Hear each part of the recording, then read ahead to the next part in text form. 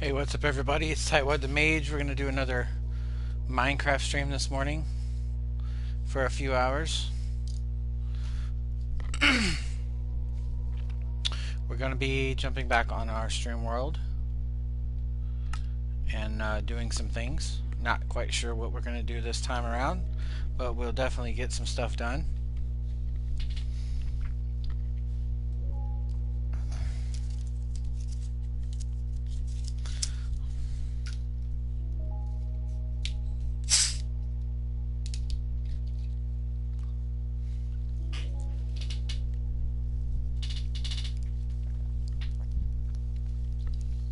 Just grabbing a drink real quick.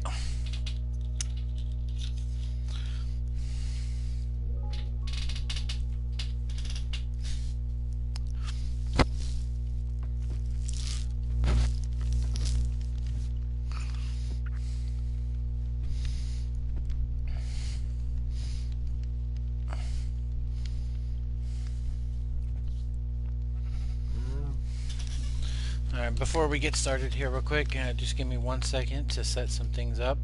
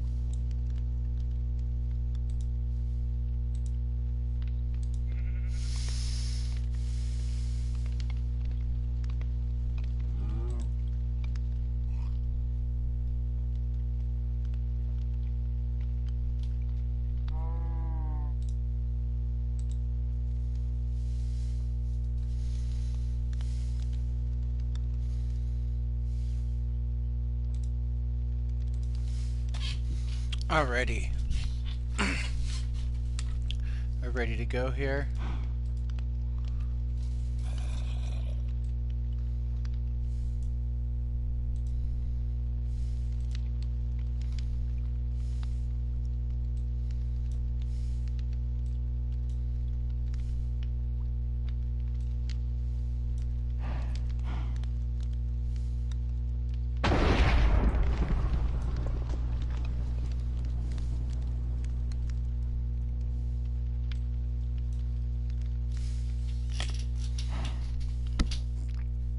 Sounds like we got a thunderstorm going on.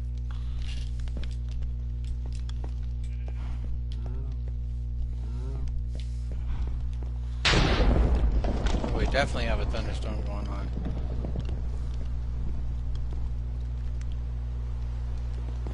And we got some mobs outside.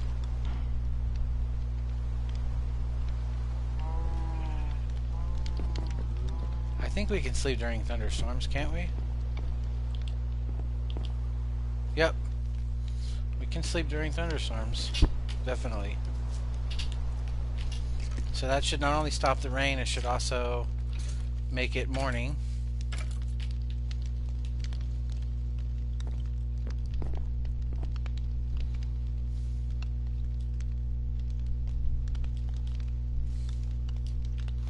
Oh, I remember what we were doing. We were working on our nether portal. Yeah, definitely want to do that. Let's see what we were up to. I think we had 6 out of 10 done. Yeah, we were working on getting some more lava for here and here, and then we'll be able to do one more lava. We'll place the lava bucket and then hit water right here next to it.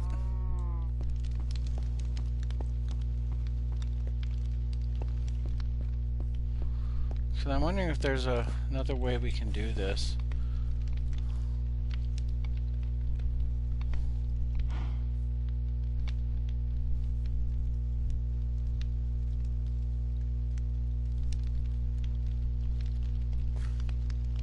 Yeah, no, that's probably going to be our best bet, is to put the lava and then the water, boom, boom, and that'll get us going there. But first thing we got to do, let's go down and see if we have any lava ready to go.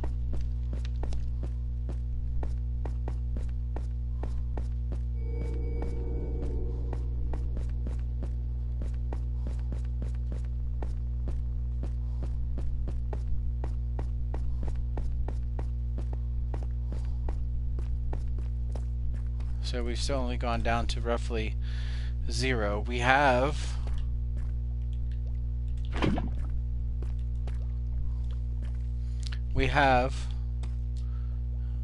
more mining to do over here at this other end. We're going to end up building another one going down.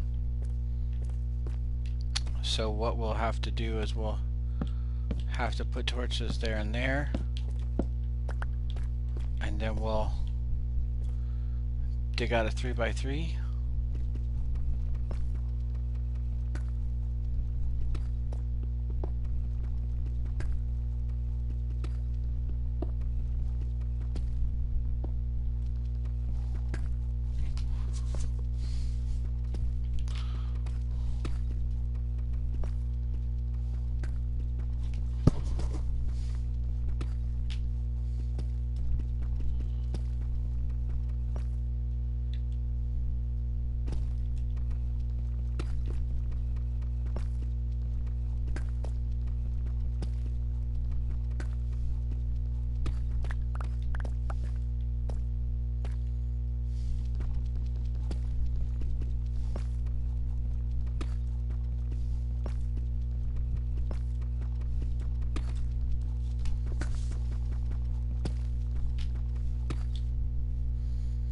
And then we'll start doing this like this. The next one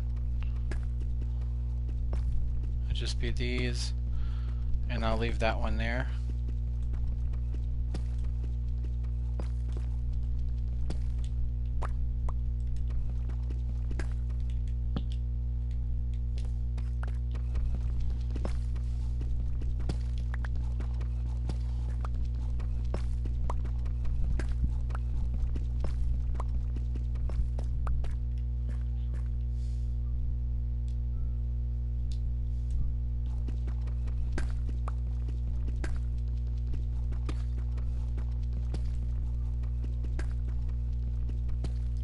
This pickaxe is gonna break any second now.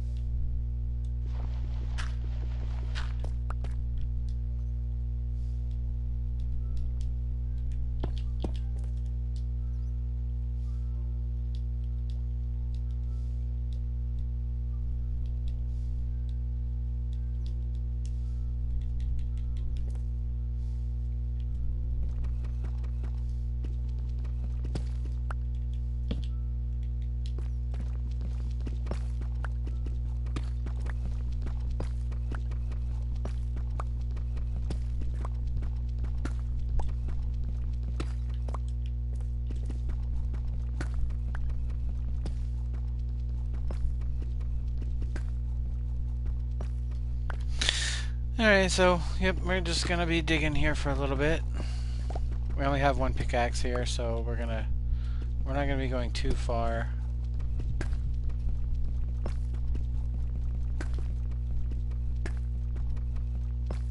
And I'm thinking to myself, do I really need torches on every step? Maybe every other step.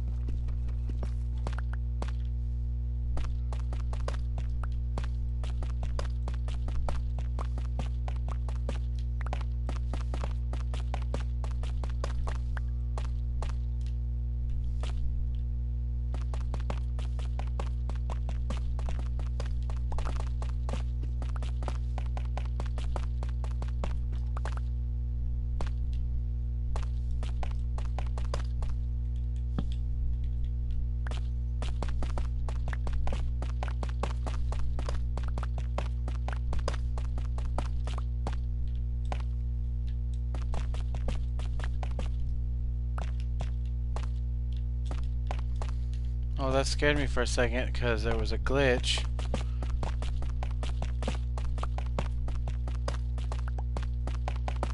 And it made it look like there was a hole there. And there wasn't.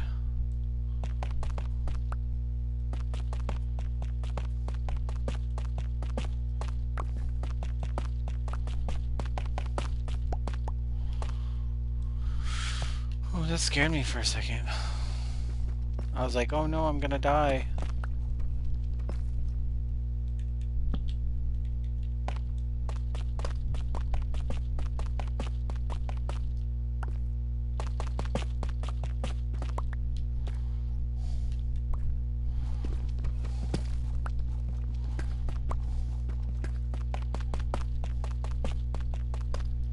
I made it down to -20 so far.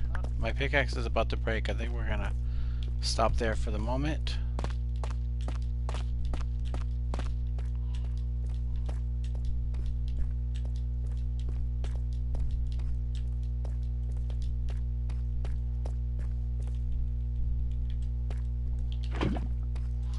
we got another lava there.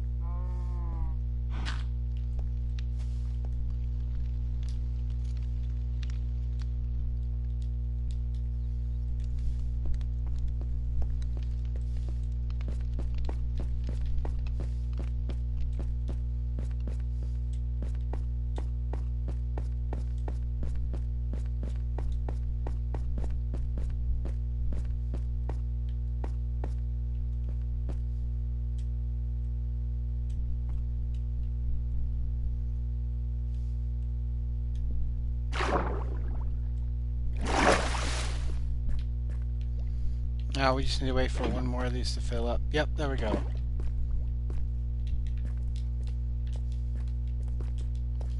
Now obviously if we wait, eventually those will all three fill up. I think for now 3 is plenty.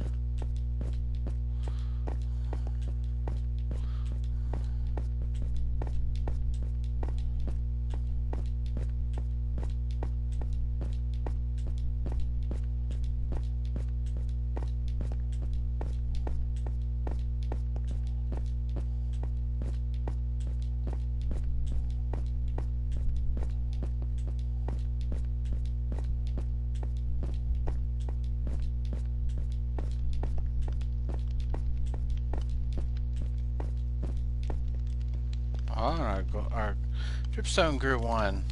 Awesome. So that will eventually go down there as well. Alright, so we're going to place the lava, then place the water. And there we go.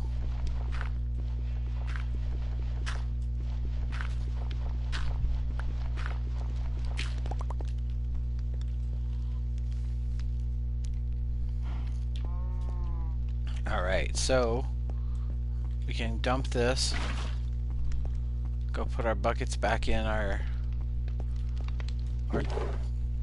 tool storage, so we don't need any of that. We can throw our gold in here, dirt, our other stone here. We're gonna need to craft another, like, 2 pickaxes maybe.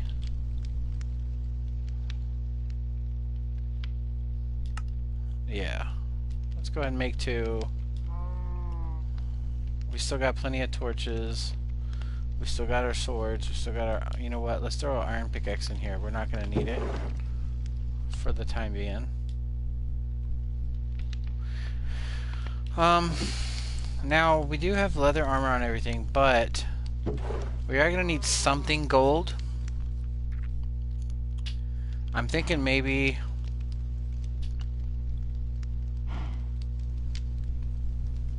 maybe a gold helmet. Actually, you know what? Do we have any? Yeah, we do. We have a golden helmet.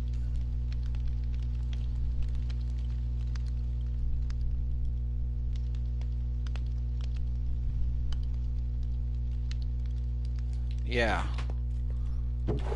Just I don't want to get attacked by anything, but I don't want to waste my gold. So let's just go with a gold helmet.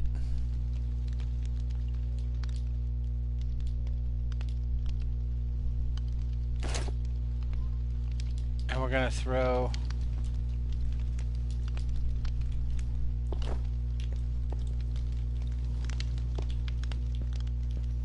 we're going to throw this helmet down here. And we are going to need our flint and steel. One of our 2 flint and steels.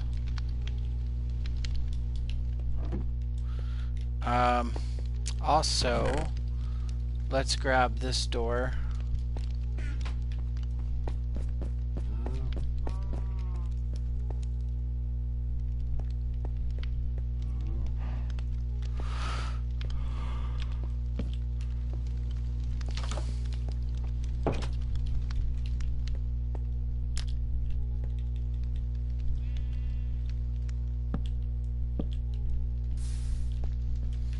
Oh. Yeah, we need that last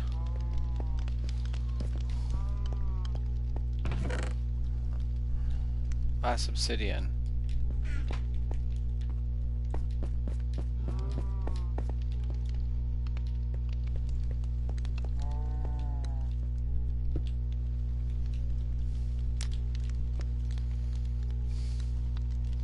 Now we're going to keep this with us. And I think we're also going to grab some food besides just bread, because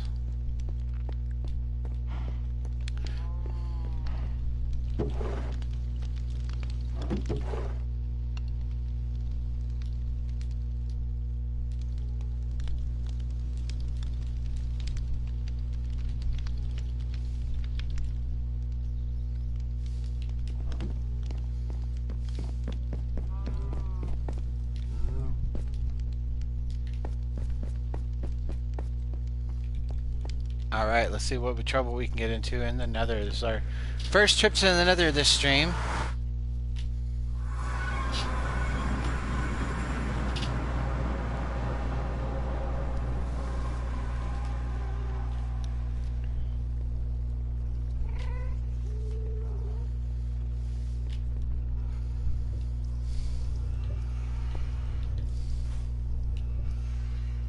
Oh my god. We are on the edge. I do not like this one bit.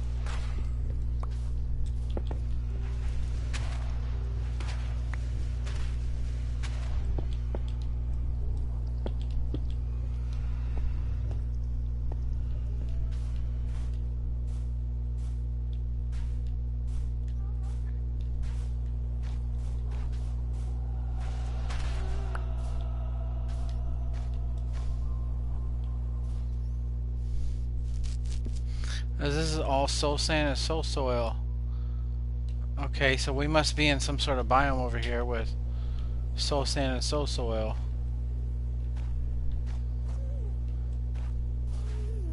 There's not really... There's some bone down there. Oh, we can get some bone meal from that, but we've got ghasts all over the place out here. So I think our best bet is to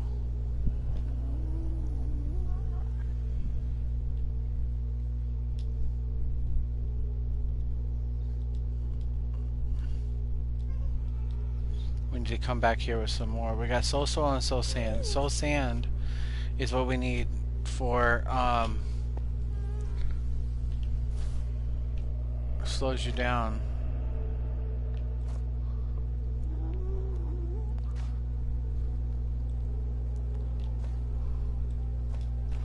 Trying to look around and see what else we can find over here.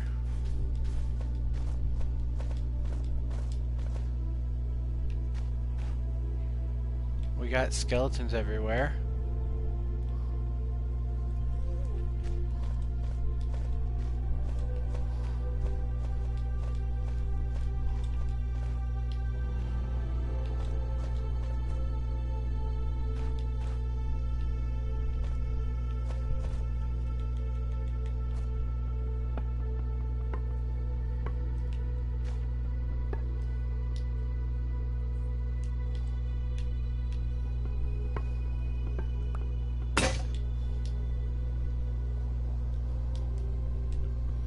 We can grab some of this bone.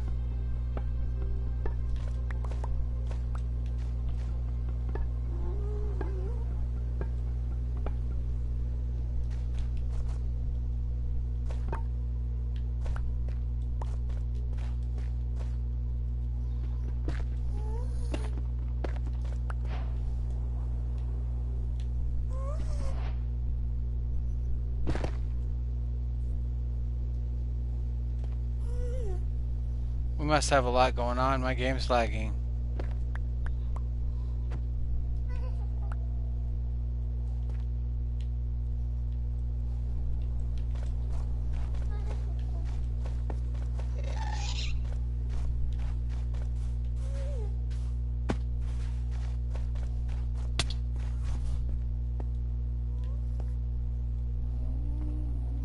Must took some fall damage.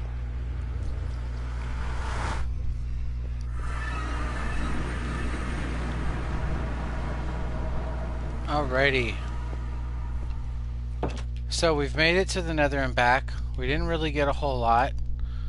Just a few things that might come in handy.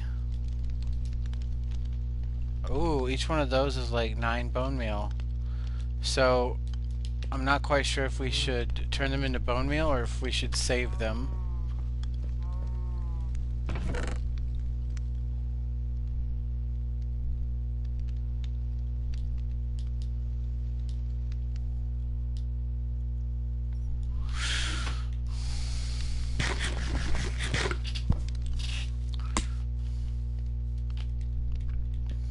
There's a lot of ghasts and skeletons, but I don't really see any like piglins or anything like that. No zombie pigmen or much of any of that. But I didn't really see a whole lot of anything else either. So, I mean, eventually we will have to try to traverse that and find some. Find us some. We will have to try to find us Minecraft or another stronghold or fortress or whatever it's called, Nether fortress, so we can get some of the things from the Nether.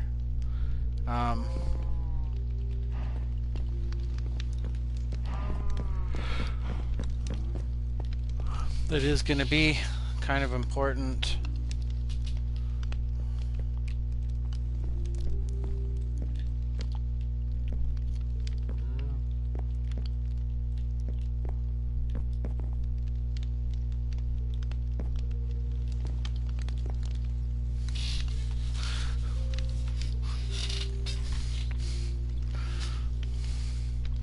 I mean, it's now. I mean, we could try doing something in the overworld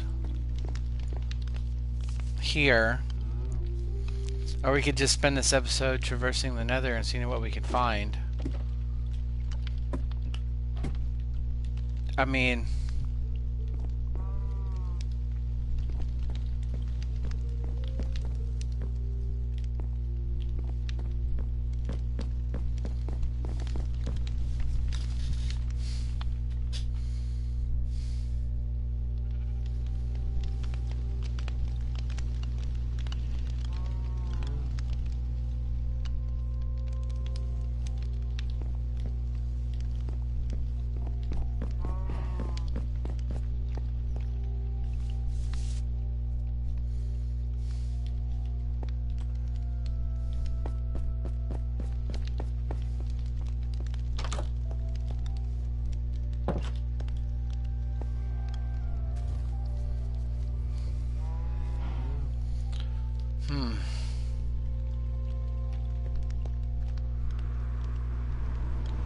well, let's just see what trouble we can get into.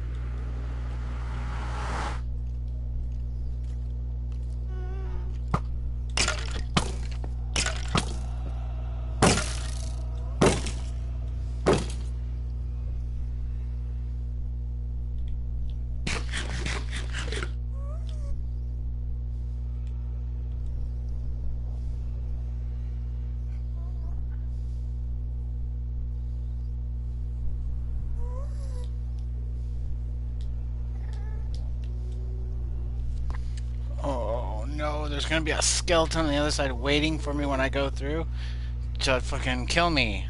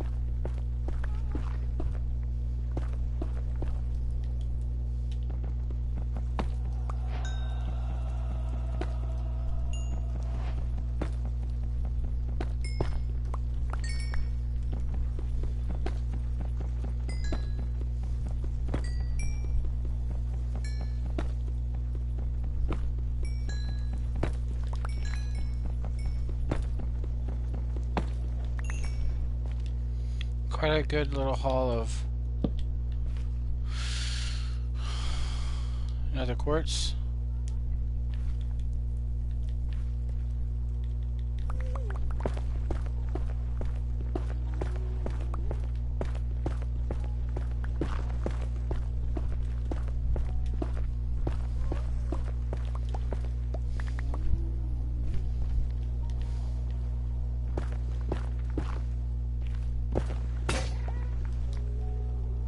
Definitely gonna have to come back with more pickaxes.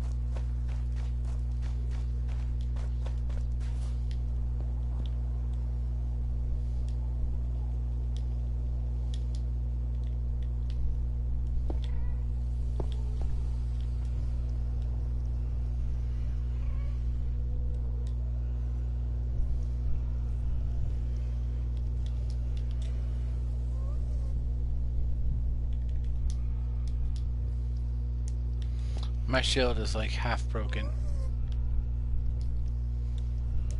And I've got to be careful going through because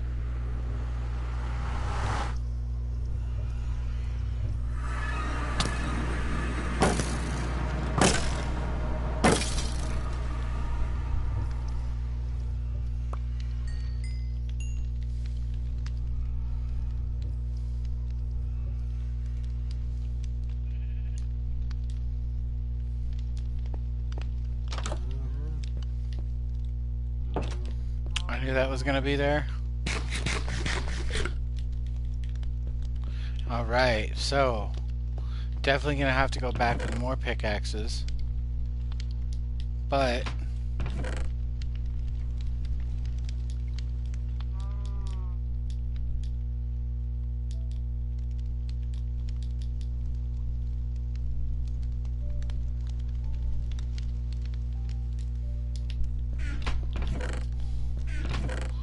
I think we're going to make this our nether.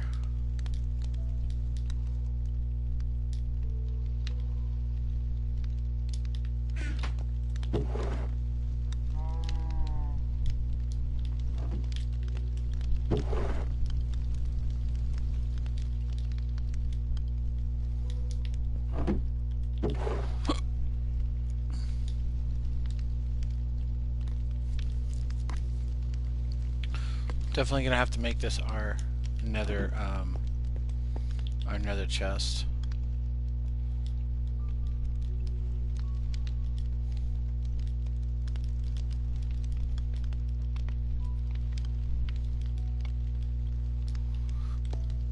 And I think we're gonna have to take another full stack of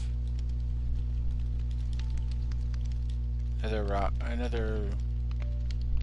or cobblestone, mind you, and make sure that we build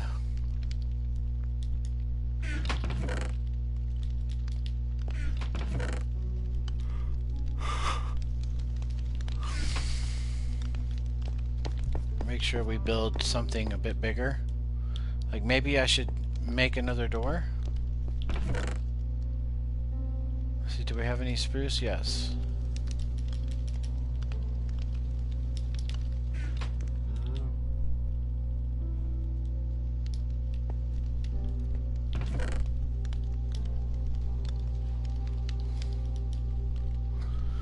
We only need the one door.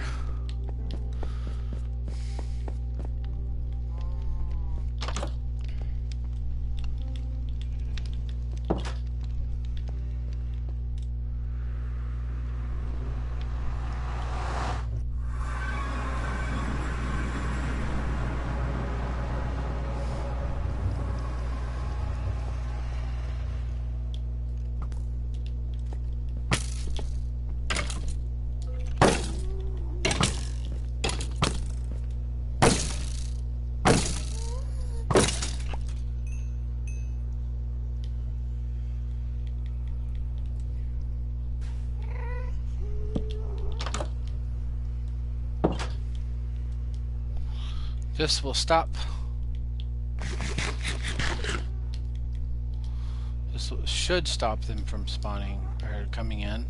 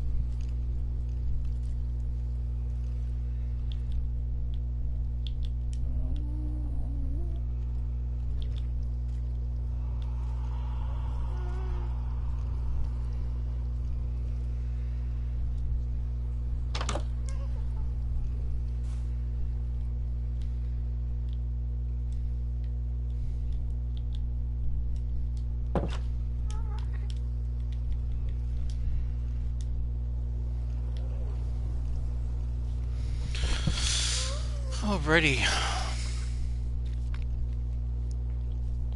So many skeletons over here. Yeah, I don't particularly like that. Not really much I can do about it.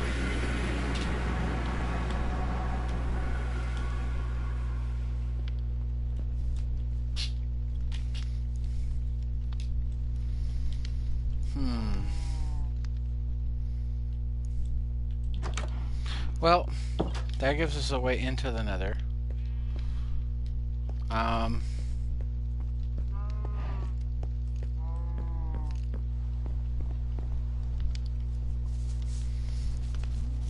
think that something that we might need to look at doing is maybe stealing some villagers from somewhere and making a villager breeder somewhere.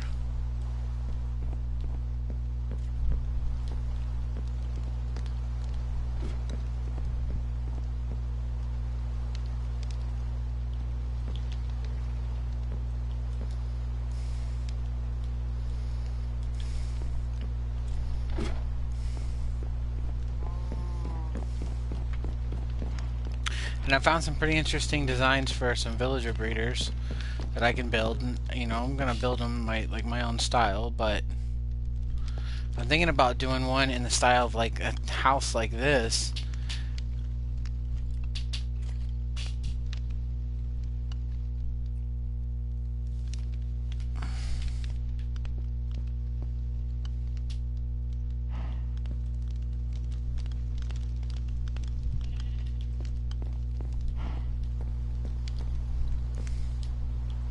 Because if I build it like this,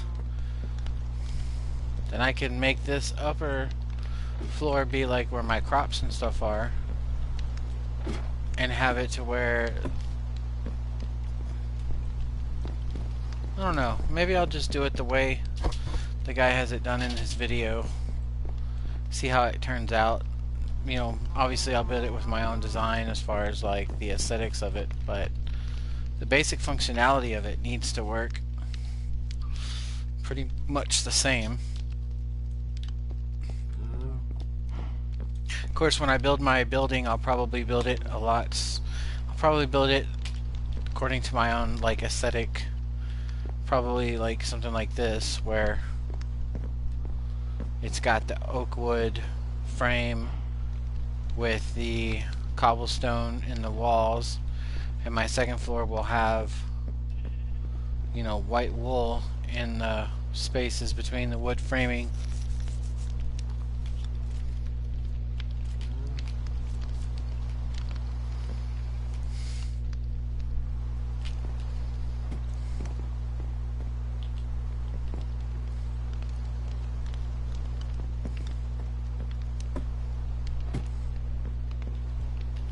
Funny though that it's not nighttime.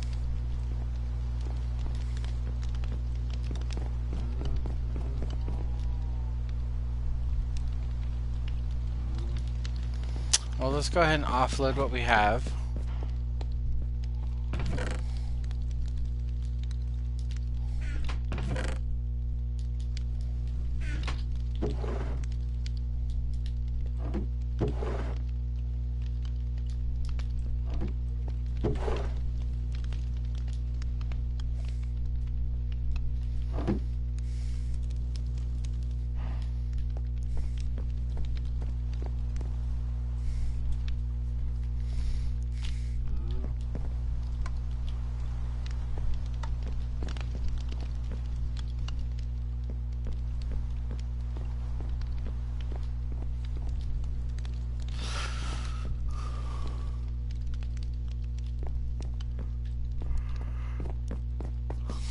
No, okie dokie, the rain stopped.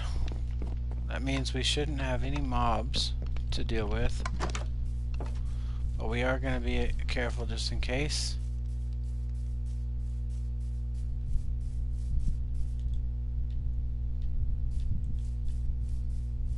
Just in case we got any creepers.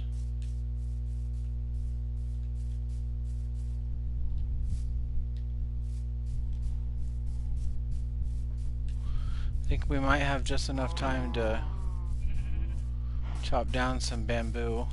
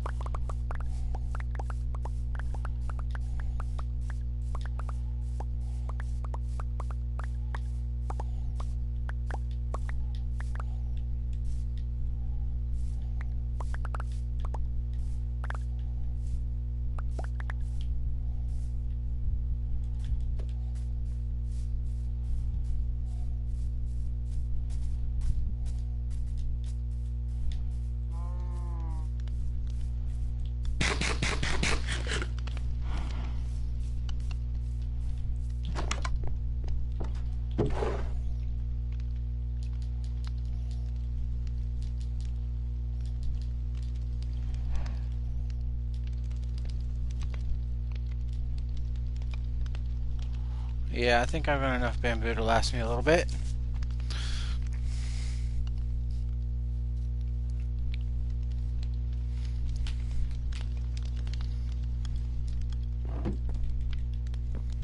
Yeah, we're gonna go sleep.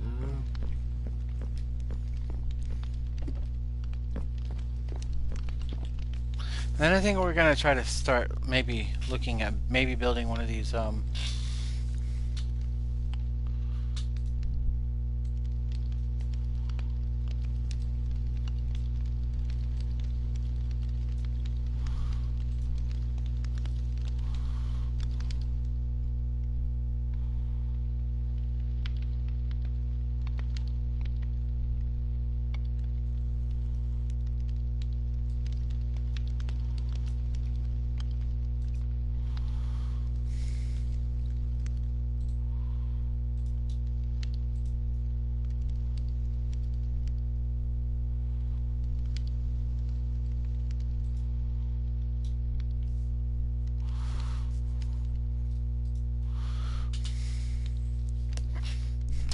Yep. Although the only problem is I don't have any extra oak wood right now. At least I don't think. Yeah, well, I do have some, but I don't think that's going to be enough to do the whole...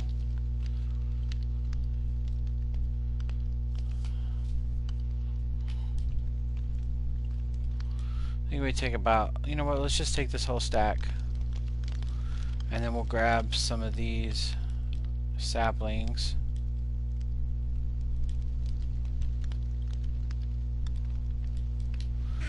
And we'll go plant some saplings while we're out.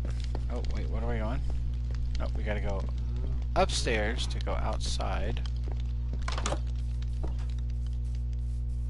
And while we're here, we might as well harvest some of our...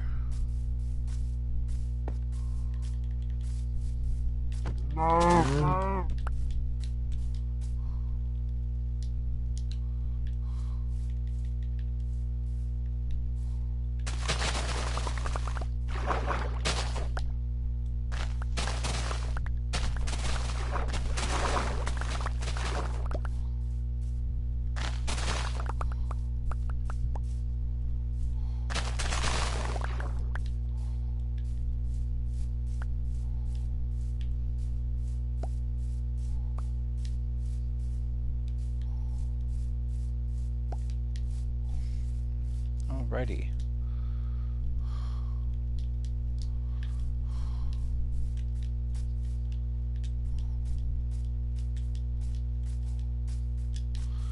Now we need to be, let's say, 100 blocks from where we are now. So we're gonna see if we go 100 blocks in this direction. I don't know if, let's see, 100 blocks, let's see, negative 1160. So if we were 10 blocks away, it would be negative 1060. Negative 1060. Let's see where negative 1060 puts us.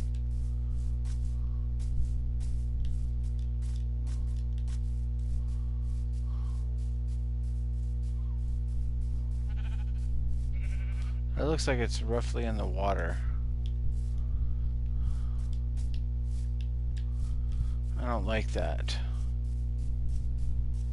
What about...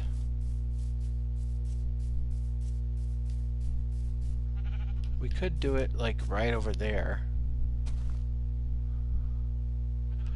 But then we also need a spot where we can build a bridge across here. And then we're going to have to build some sort of a path to get from the house over to the bridge. So like if we, let's say, built the bridge right here where it's the shallow part. Yeah, we will need to build a bridge because we're going to need to put rails wherever we're sending the villager.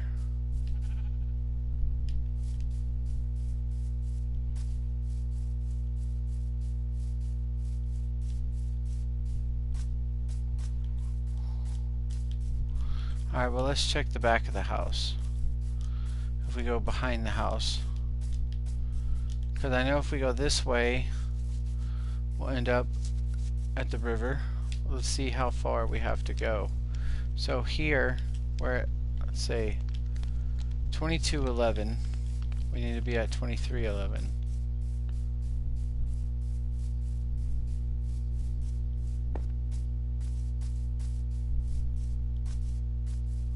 I get the feeling like that again is going to put us in the water.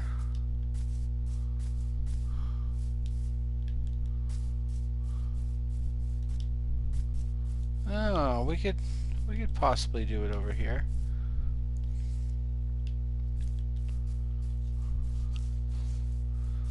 Although, you know, of course, we're considerably lower to the ground than I would have liked to have built it. I wanted to build it somewhere about equal to the level of my house, so I could see it from the house at least. It might not actually function unless we're nearby.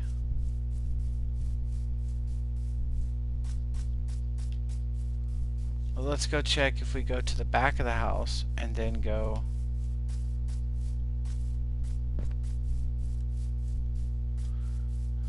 see where we're at. So if we go to the back of the house, we're at 1176. So we need to go to 1276.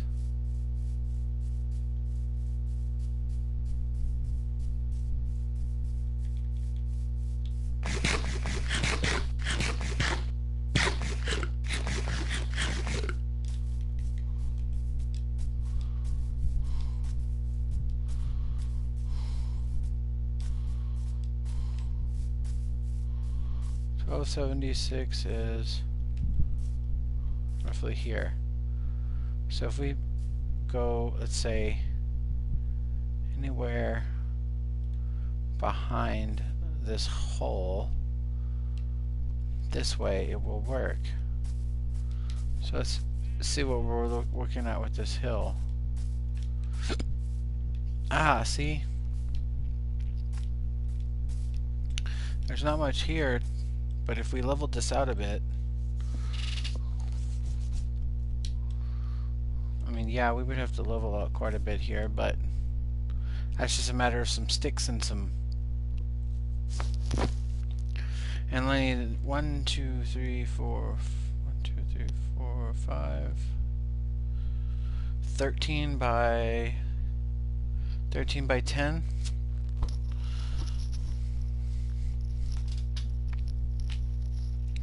13 by 10.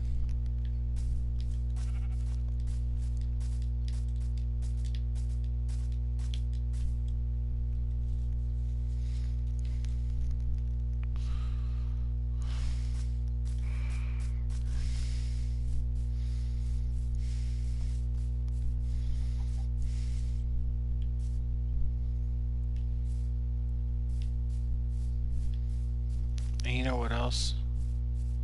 So I'm looking and I'm thinking, what if we built it in this flat area right here?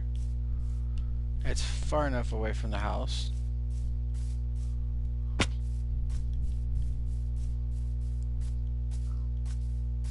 It's far enough away from the house. It's beyond the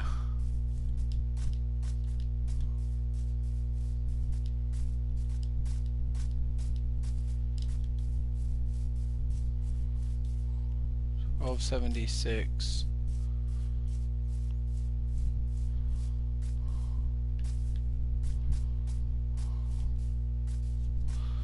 Yeah.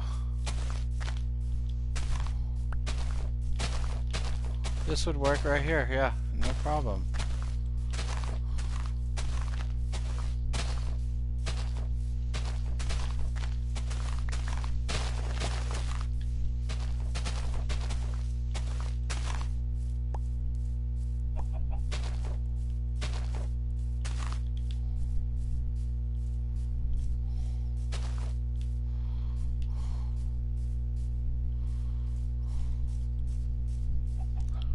One, two, three, four.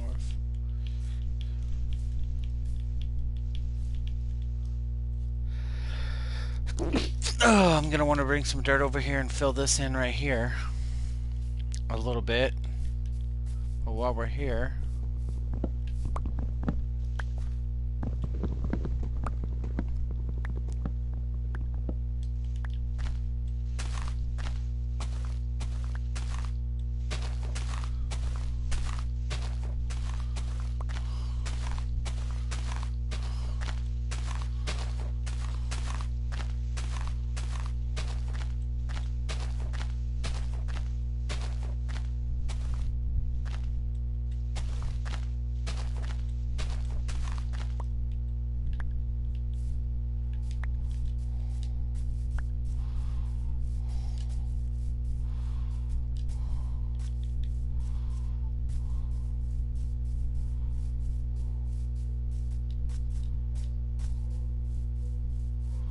yep, I think that's where we're gonna build.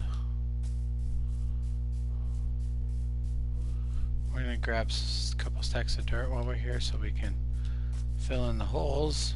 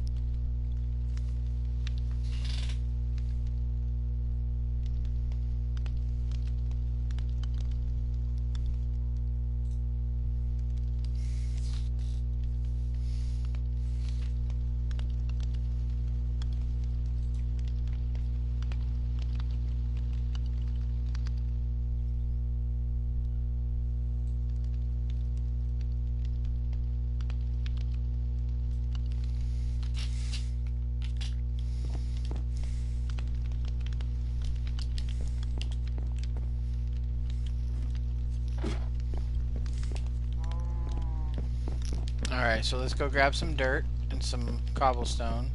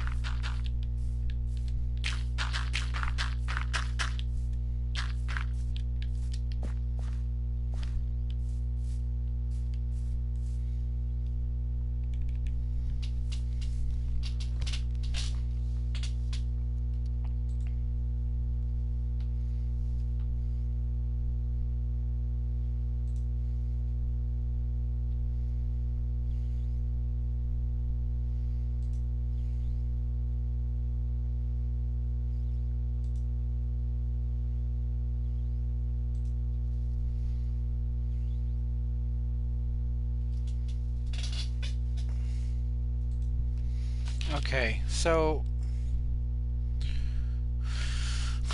we're gonna want to build it with the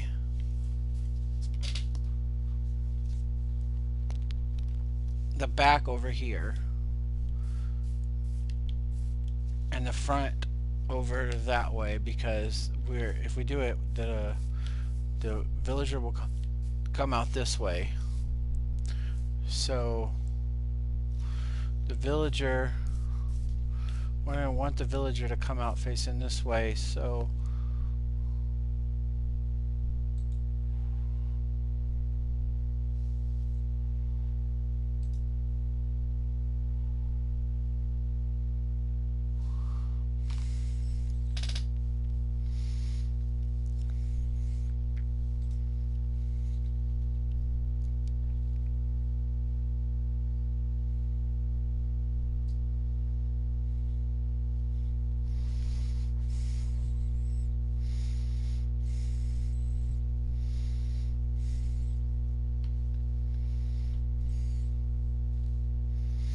okay.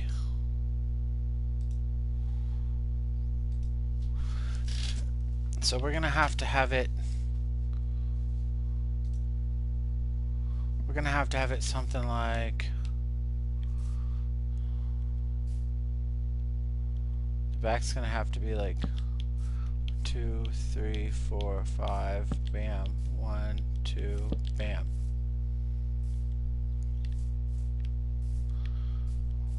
One, 2, 3, 4, 5, bam. 1, 2, 4, 5, bam.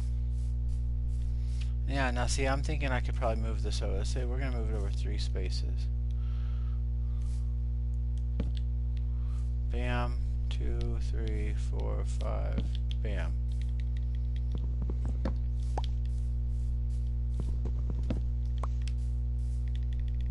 One, 2, 3, 4, 5, bam.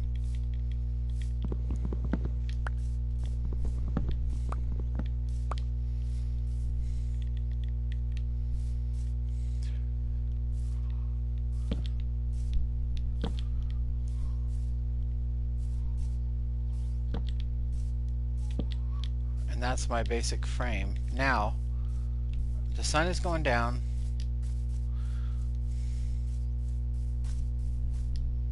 We're gonna need a place. We're gonna need to be able to get back and forth pretty quick. So I think what I'm gonna do is I'm gonna bring some fences with me. Build myself another quick little fence area over here. That way I can just hop on my horse here.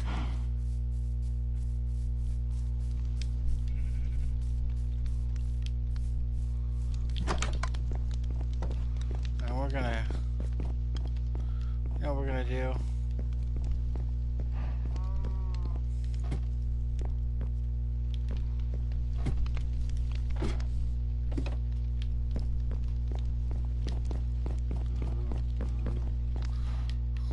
Let's go see if we have enough to make a bed.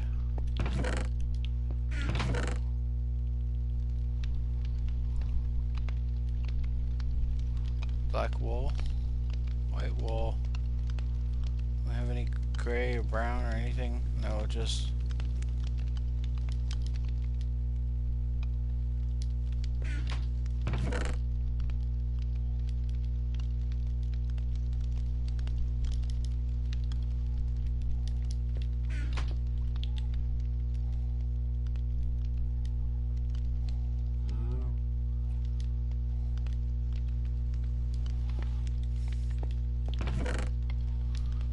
what else do we need? Oh yeah.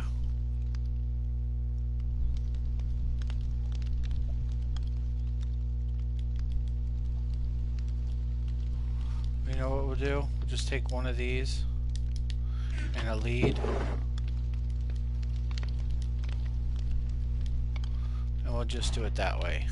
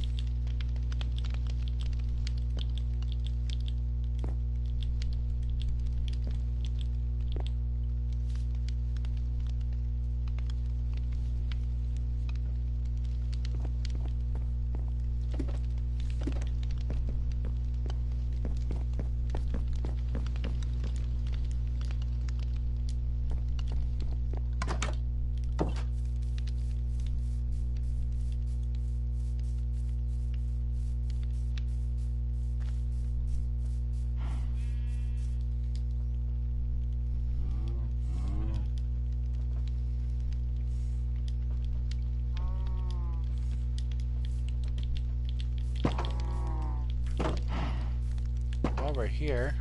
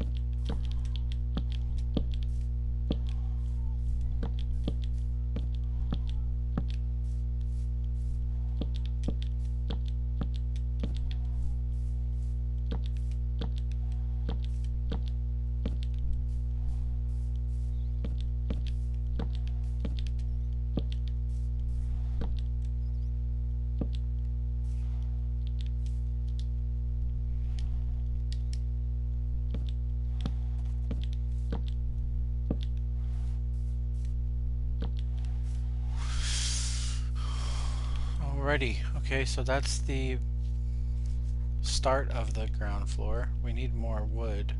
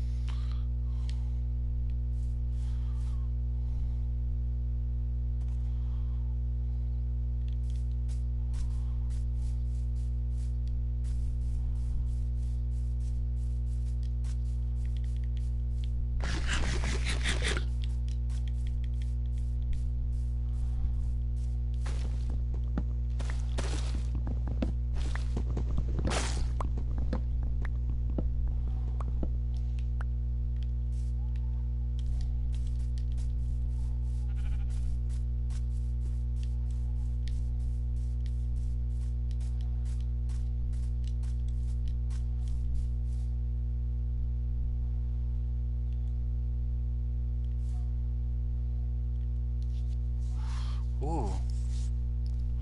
Is that another village, or is that one that I've been to?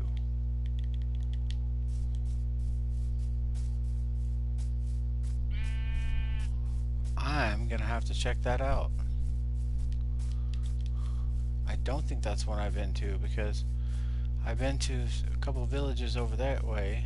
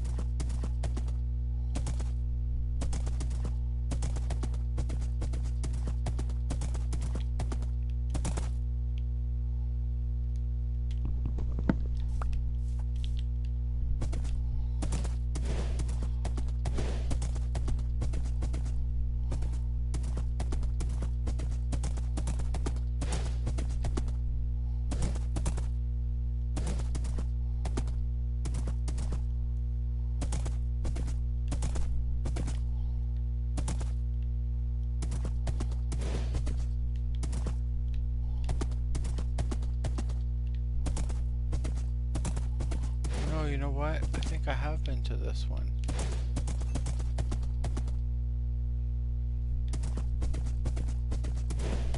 Yeah.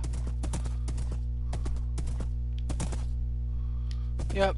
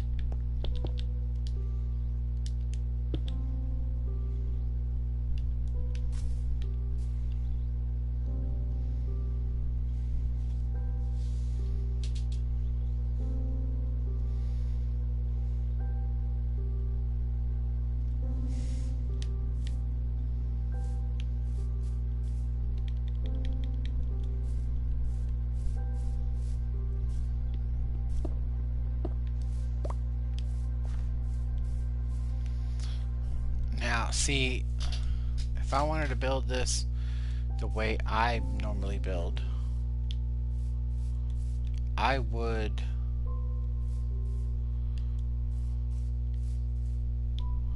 if these were my inner dimensions and this is what I needed for the inside.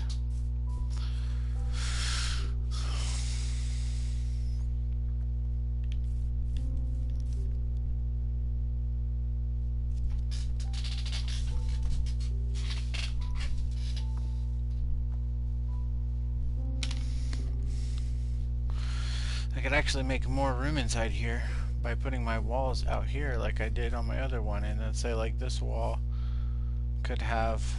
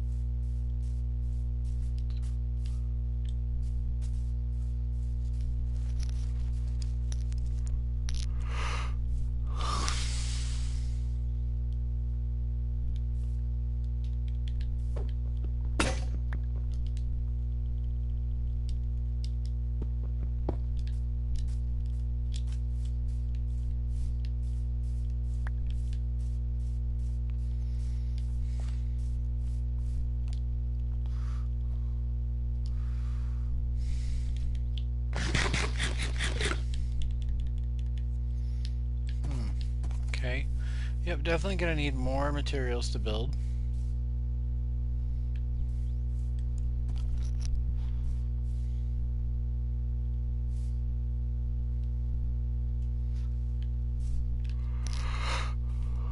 So I'm definitely thinking I can bring these walls out.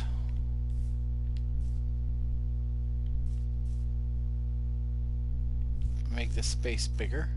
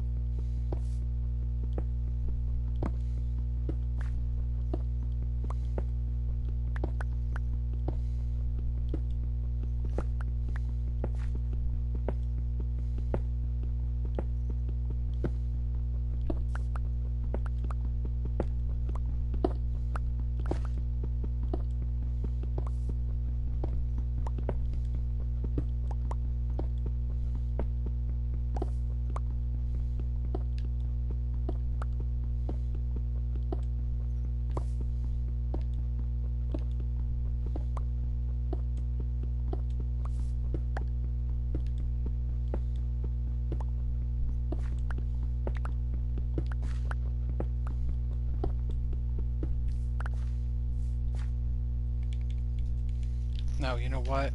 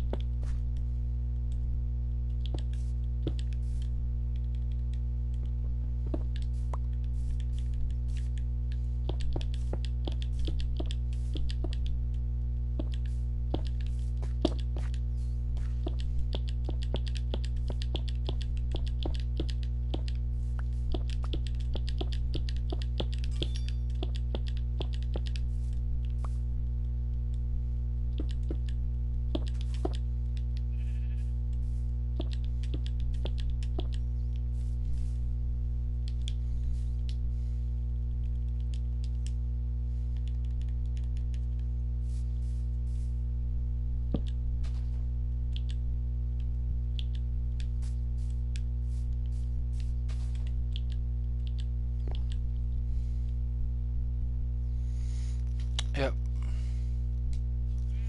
So we're gonna do. We're gonna sit here and wait till night falls, so we can sleep. Then when we wake back up,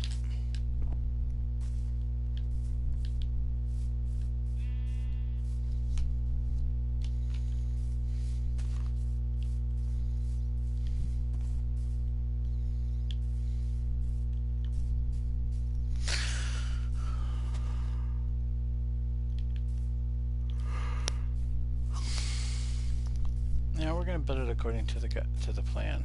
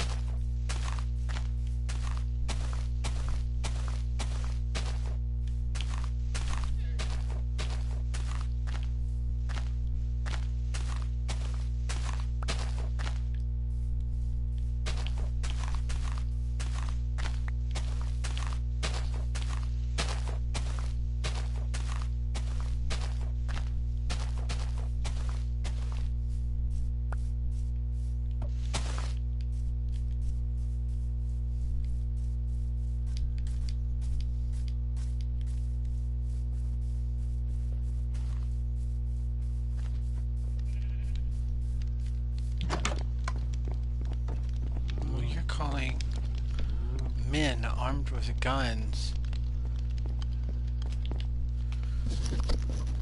You're calling men armed with guns.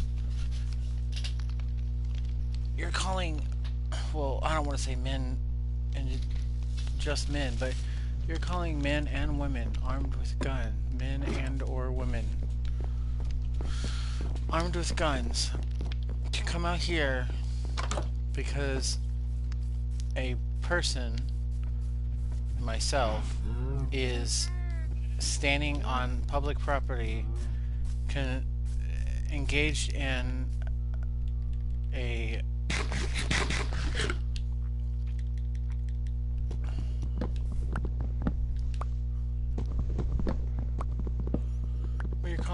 you're calling for armed men or men and women, men and or women. You're calling for men and or women armed with guns to come out here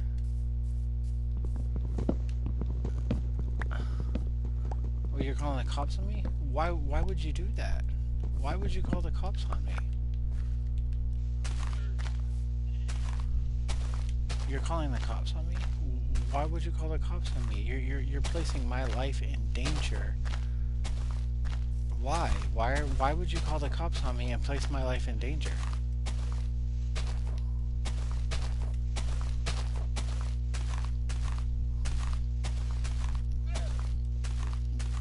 I just don't understand why you would call the cops on me and place my life in danger like that. Why would you place my life in danger? Why would my life be in danger? You're calling men and or women armed with guns to show up here, knowing that those men and or women armed with guns are trained how to kill people.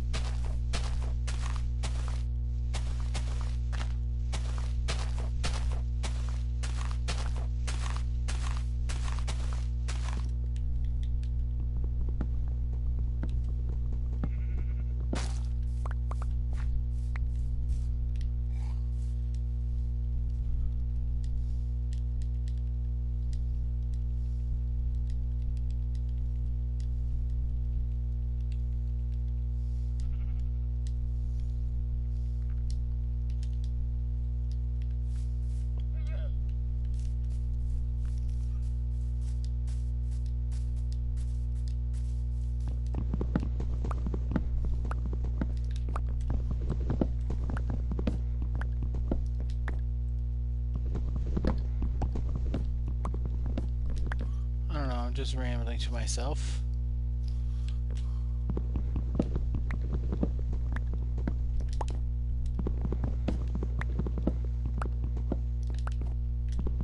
I just realized that I'm on stream doing that. I'm just sitting here talking to myself about something.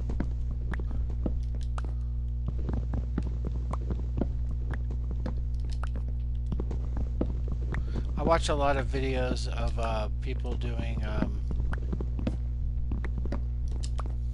like First Amendment audits and stuff like that to see how they go. And that's one of the things that you hear them say a lot is, you know, when the people are like, because, you know, there's no expectation of privacy in public. So if you're out in public, a person can photograph or videotape anything they can see from a public place. And because most government agency buildings, police departments, things like that, they're all funded by tax dollars. Because they're funded by tax dollars, they're considered public utilities or public services. Those public services, i.e. the police department, the police force, and in turn the police department building itself, is public property, public access. Everybody has the right to go to the police station and just go in if they want to do so. Like, obviously there's going to be restricted areas for security reasons and, you know, legal reasons. There's going to be restricted areas within that public facility, but a police department is considered a public facility. So inside the police department, such as like the lobbies and things like that, you have the right to photograph and videotape, as well as anywhere else in the general public.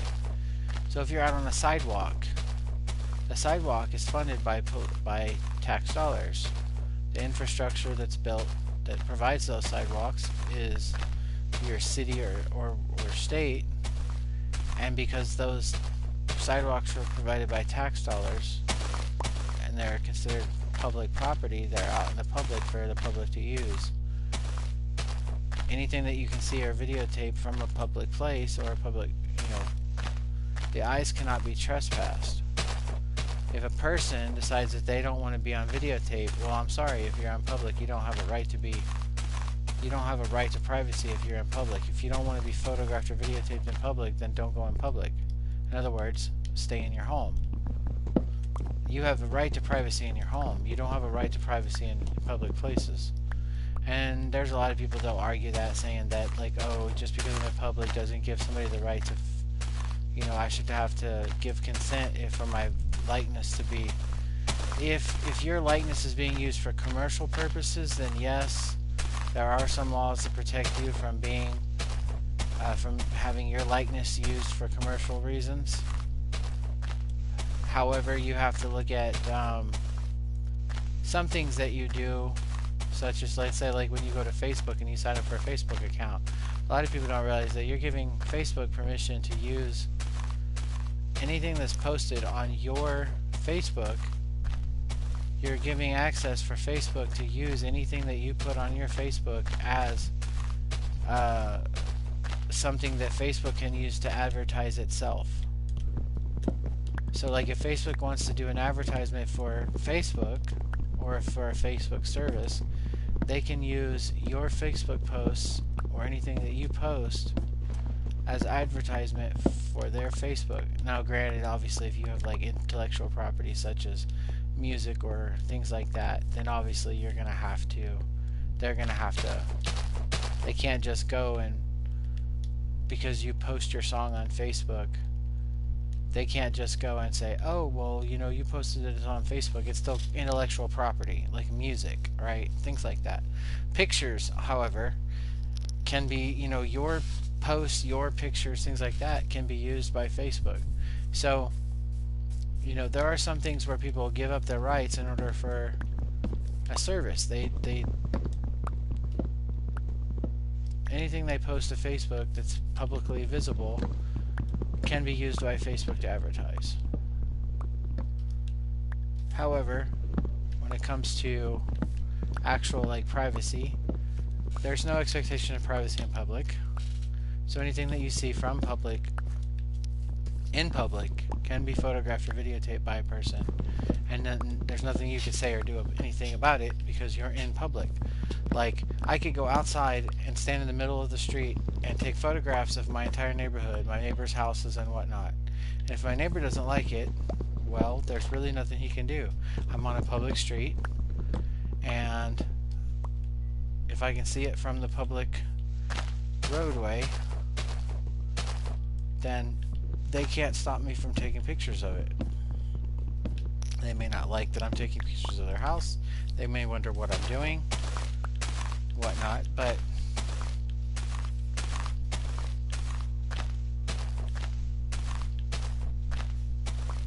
there's not really anything the neighbor can do about it other than just complain.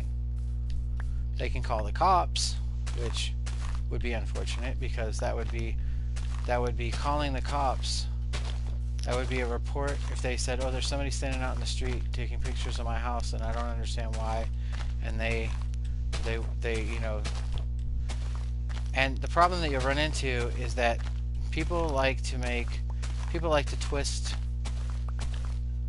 people like to twist events around to make it seem like, and you can, this is just human psychology, people like to make themselves look in a good light. So when, like, if I was standing out there and the neighbor came and asked me what I was doing, and I said I'm taking pictures, and they asked me for what reason, and I said, well, for personal reasons. Well, that's a reason. That's a valid reason. For personal reasons, I'm taking pictures from public for my own personal reasons. But then they'll turn around and they'll call the cops and they'll say, well, there's a guy out in the middle of the road taking pictures, and I asked him what he's doing and he won't tell me. I asked him why he's taking pictures and he won't tell me. Well, I did tell you. I told you it was for my own personal reasons. I told you what I was doing and I told you why I was doing it.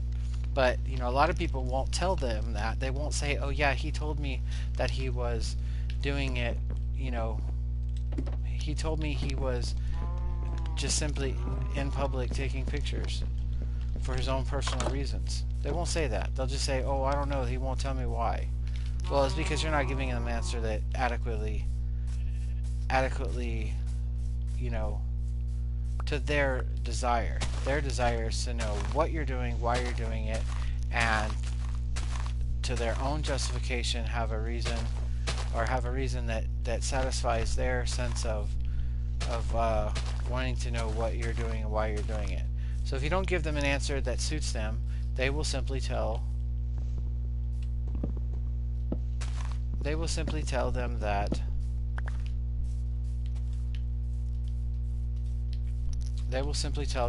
oh, you know, he won't tell me why.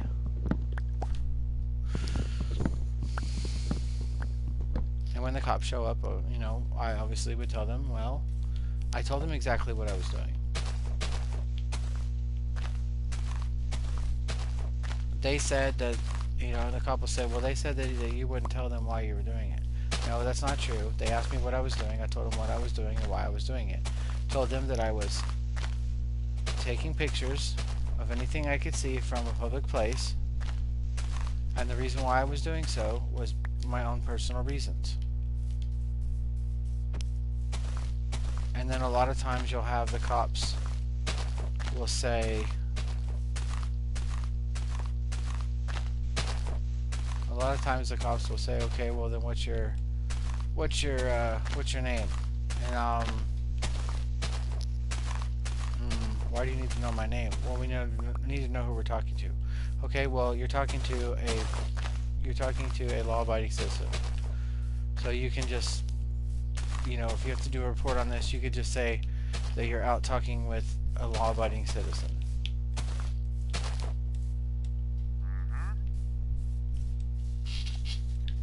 Anyways, that's why I was rambling on there, because I had just watched earlier a video of one of these audits, and I just found it humorous that's one of the things that was said was, you know, oh, they said they were calling the cops, and the guy said, why would you do that? Why would you call the cops on me and put my life in danger? And they asked him, what do you mean put your life in danger? How is calling the cops putting your life in danger?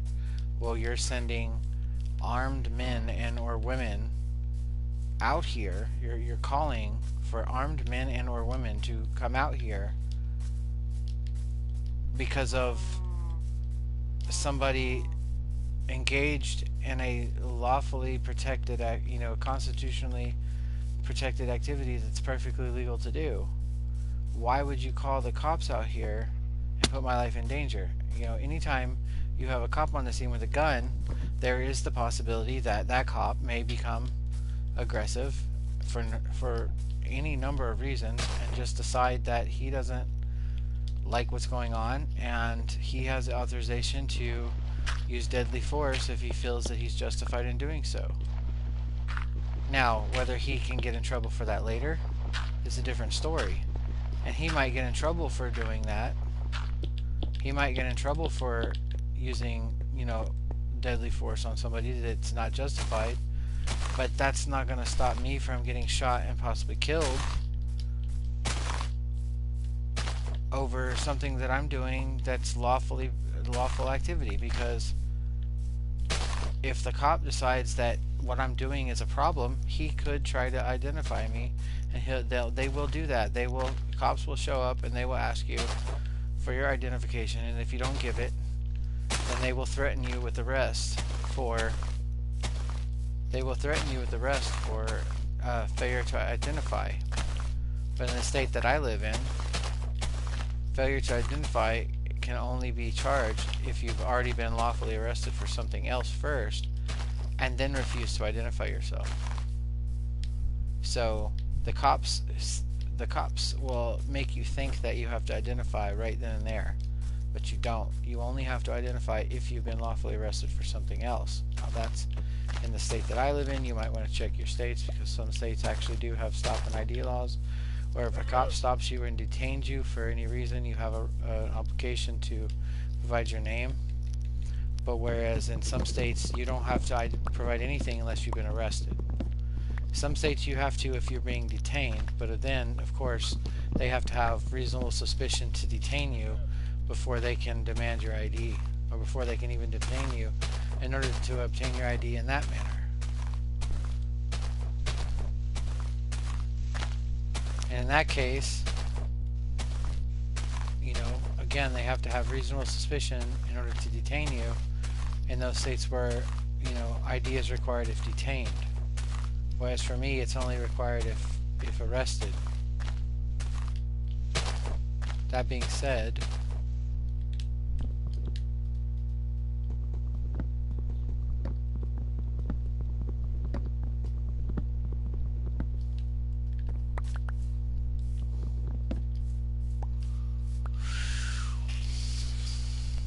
like I said, I just find it humorous that, and if you think about it, that's true. You're out doing something that's perfectly legal. Let's say you're outside mowing your yard, and somebody thinks that you're doing something wrong by mowing your yard.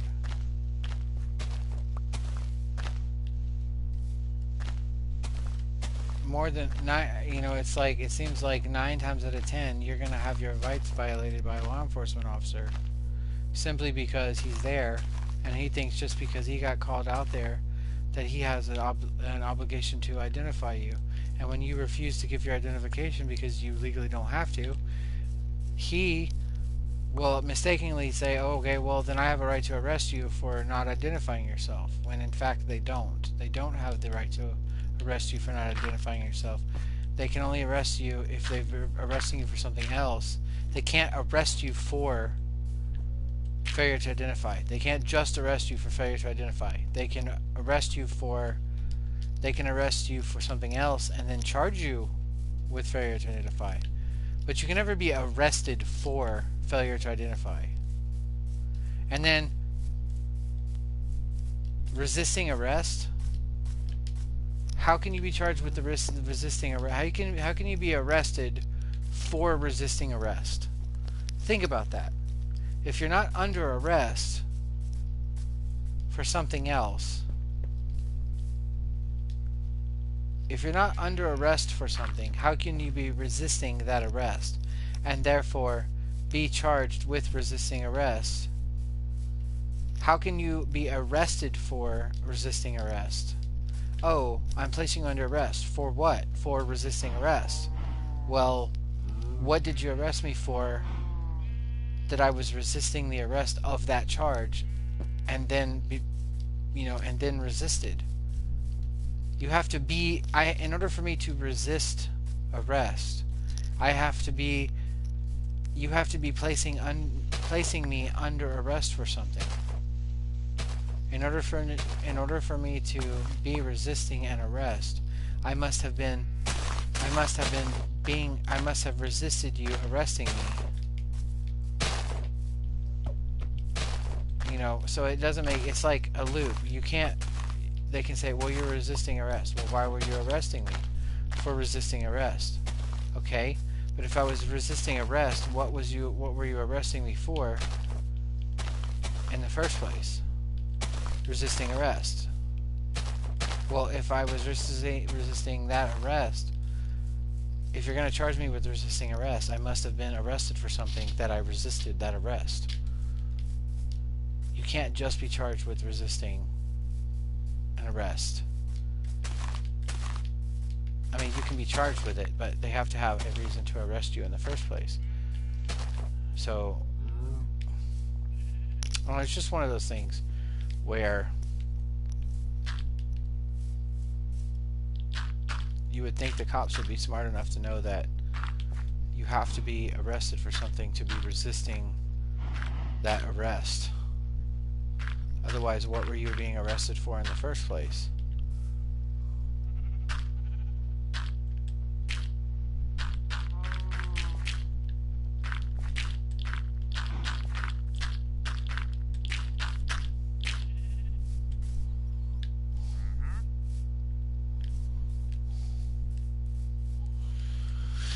Anyways, I digress.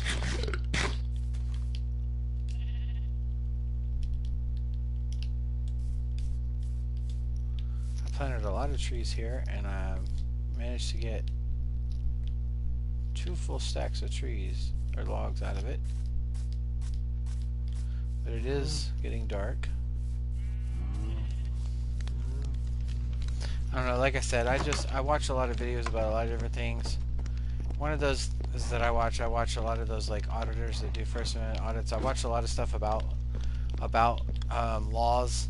I watch a lot about police encounters and what the laws are in different places and what those laws say the cops can and can't do, and a lot of the videos where the cops are doing what they think that they're authorized to do when they're not.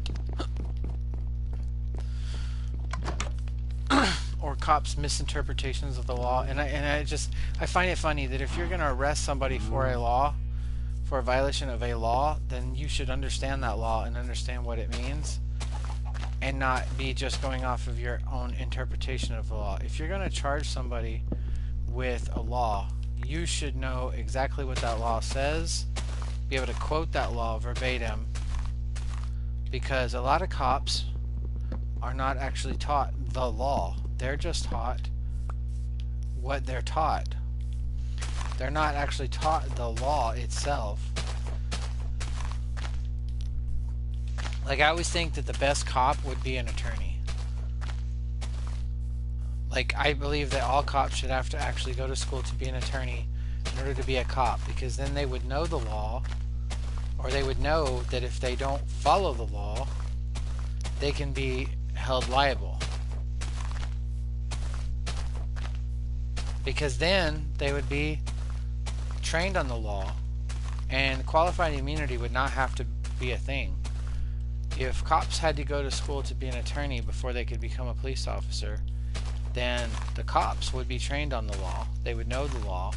Qualified immunity would not have to be a thing, because the whole thing with qualified immunity is that if a police officer does something wrong, thinking that he was doing something right, he gets immunity from being sued or charged, because he thought he was doing the right thing. He thought he was doing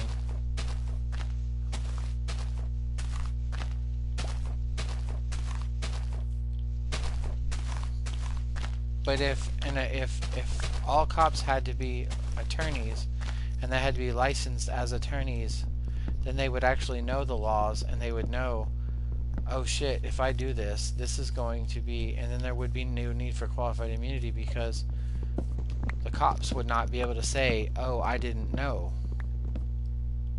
I didn't know that doing this was wrong. I thought I was doing the right thing. I thought I thought my interpretation was that,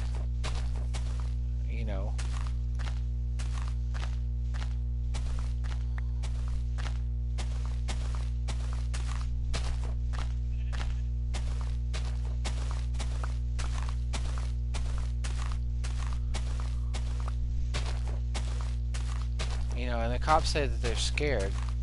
But here's the thing. The only thing a cop should be scared of, cops should not be scared of somebody with a camera. What cops are actually really afraid of is somebody that knows the law, because they know that they won't be able to get away with the bullshit that they normally pull. Like, I'm not anti-cop, but I am anti-bad cop. So the idea that there are cops out there that do things they're not supposed to be doing, yeah, I don't like them.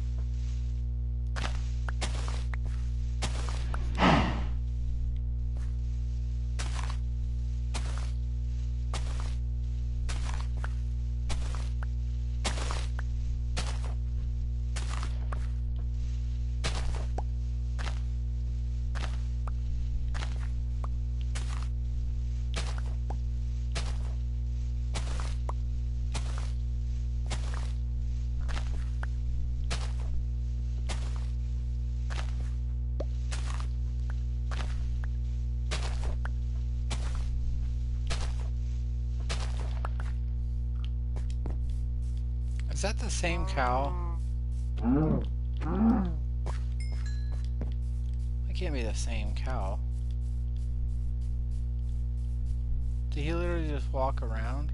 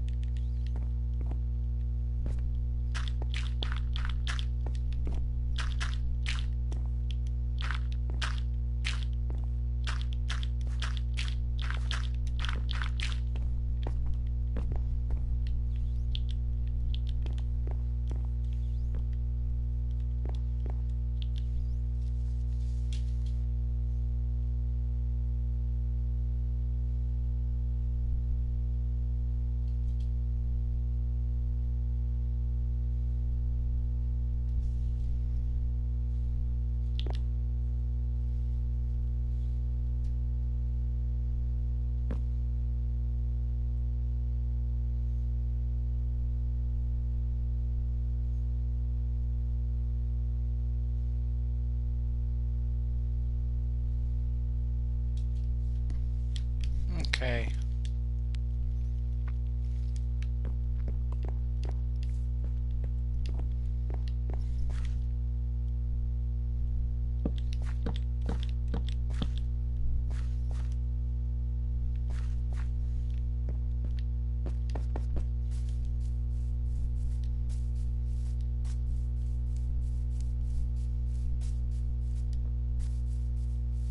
You have to go grab a couple buckets of water, which we do have a couple buckets and a place to get water.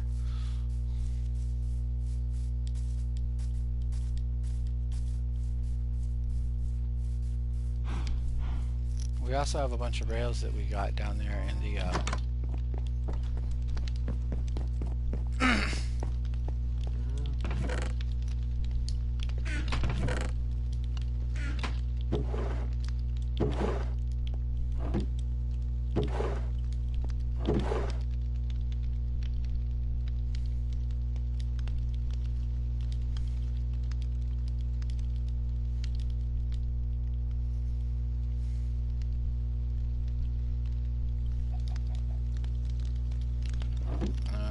oh yeah, buckets.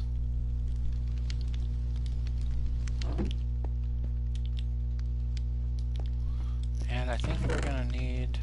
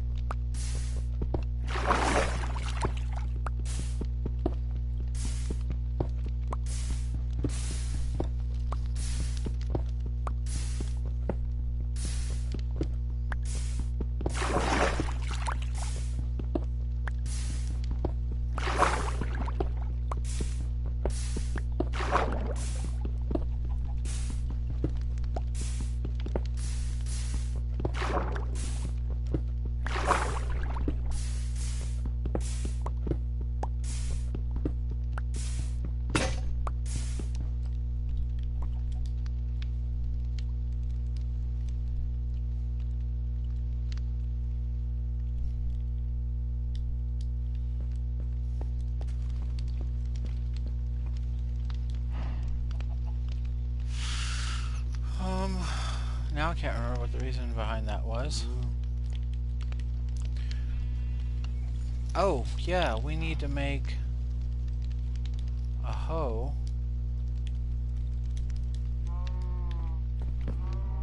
And we need to go grab water with these buckets.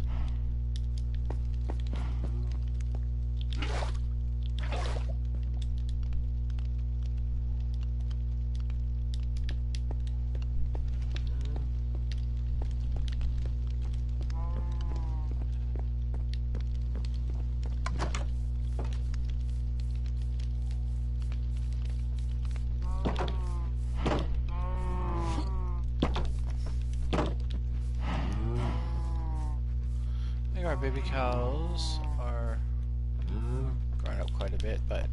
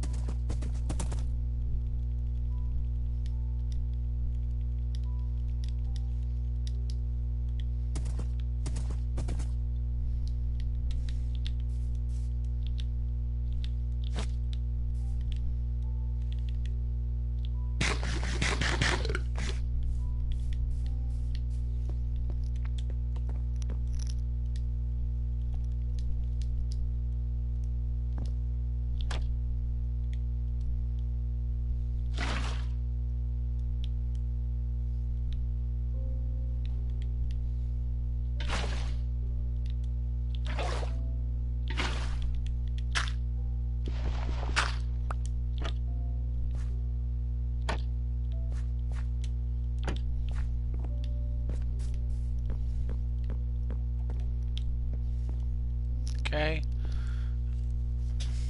And then if I'm not mistaken,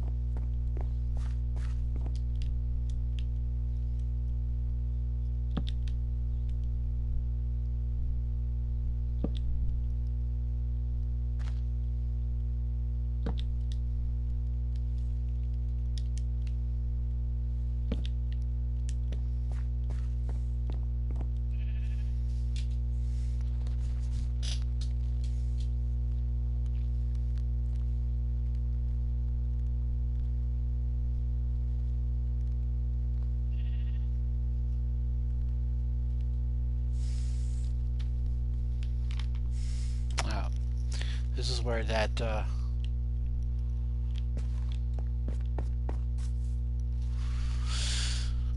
deep slate tiles is going to come in handy.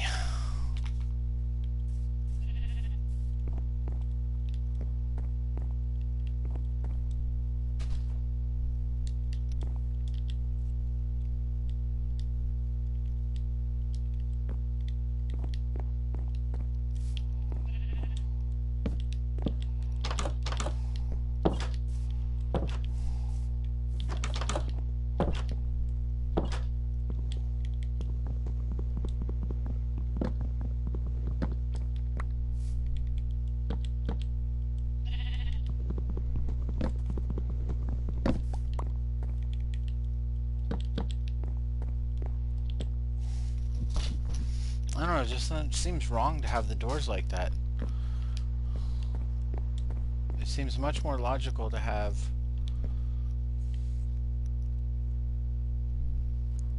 the doors how they would normally be, which is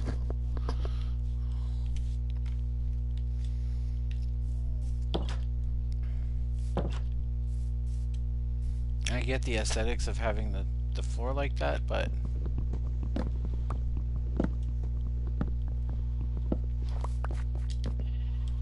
I think I'm just gonna go with how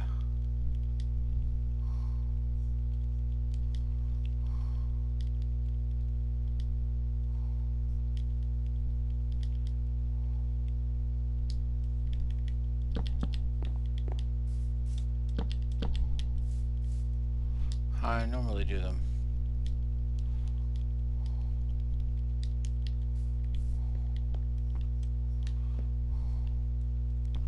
Now, obviously the roof, I'm probably going to do a bit different because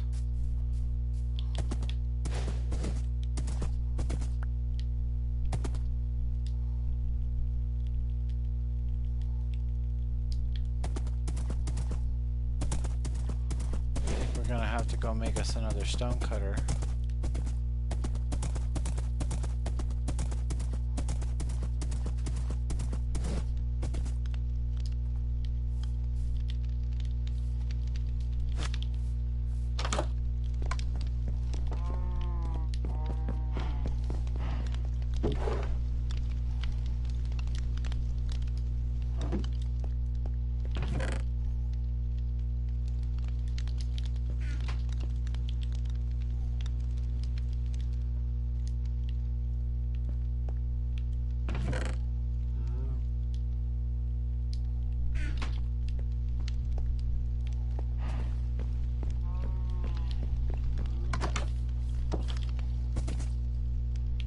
Oh wait, I didn't even bother grabbing any of the frickin'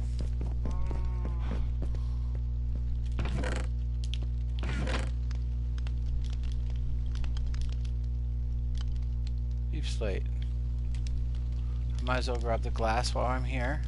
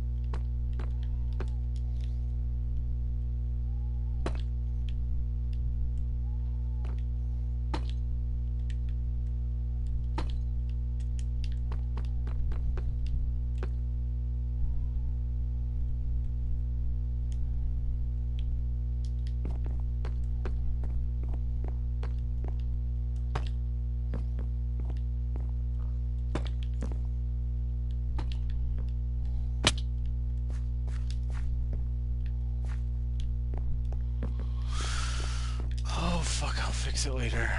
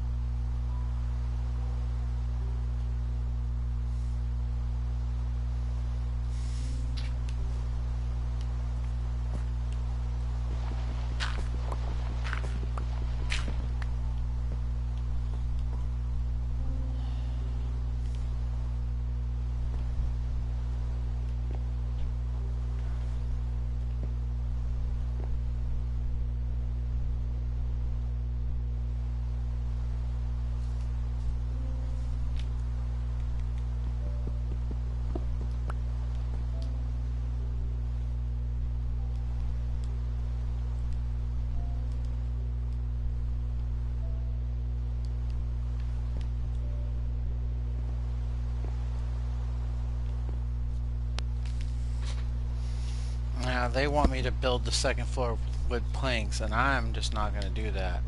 But if I was going to do it, it would be 5, 10, 16 times 3. 16 times 3 is 16 times 3 is 48. So I would need 48 wool to fill it in the way that they're talking about doing.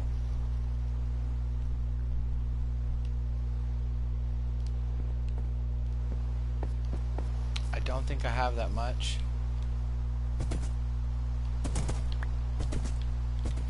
But I can probably get it.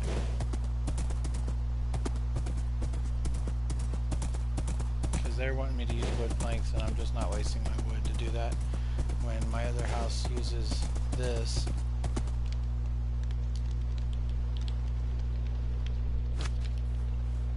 I'll go see what I have.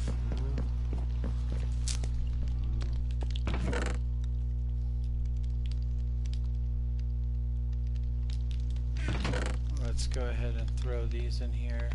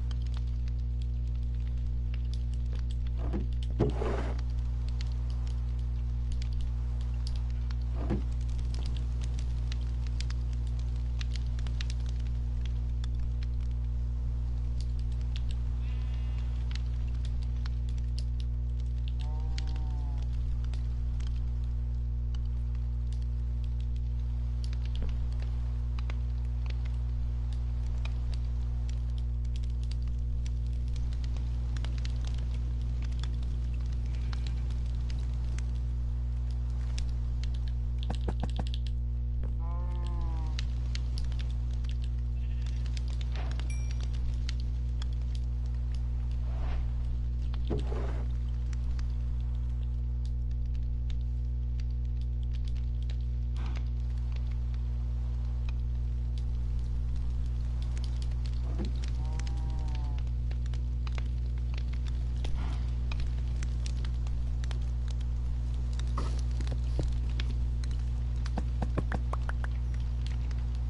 these up.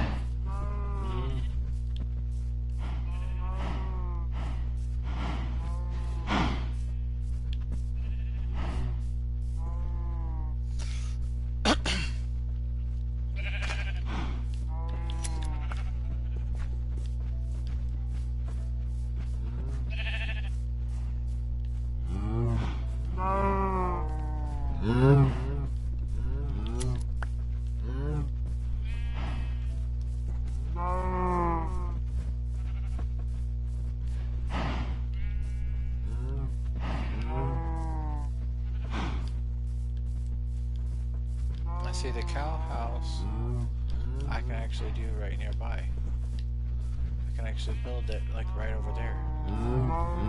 I can get my cows in there.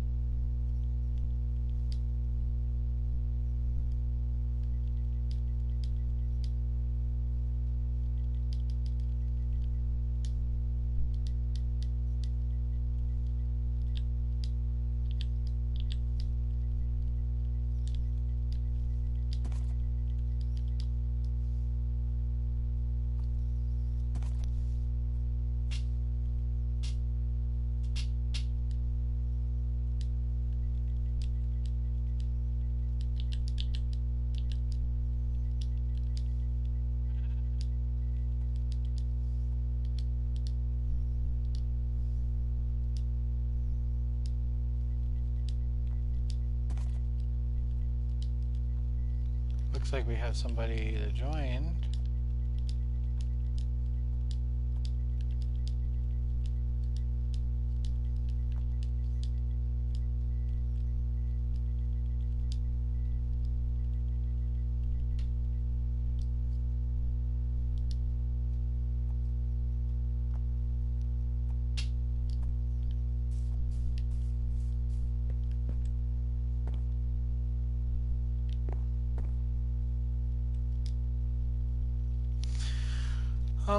If you're watching the stream, I don't have a problem with you joining my world.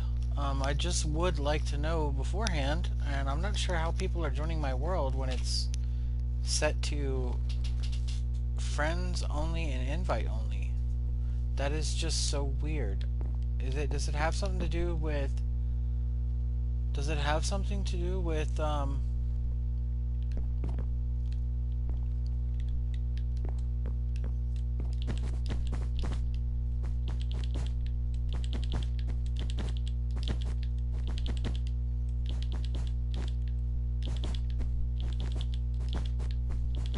Sony or something? Is it something with Sony's thing where it lets you search me up and like join my world?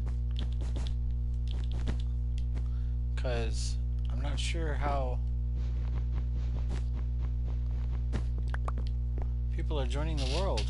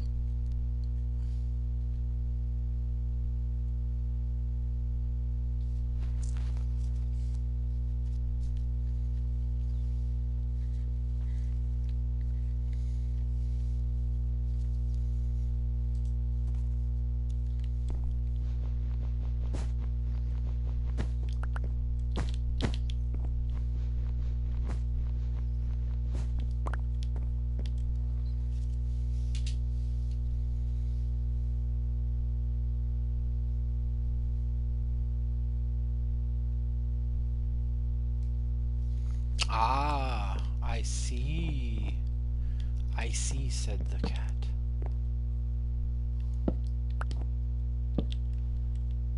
I need 3 beds, which I can make.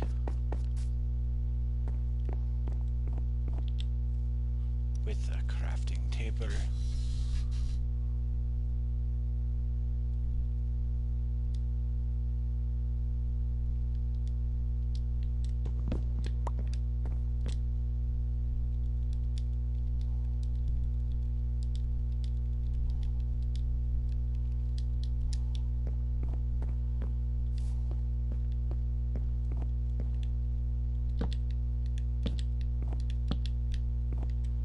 Three beds.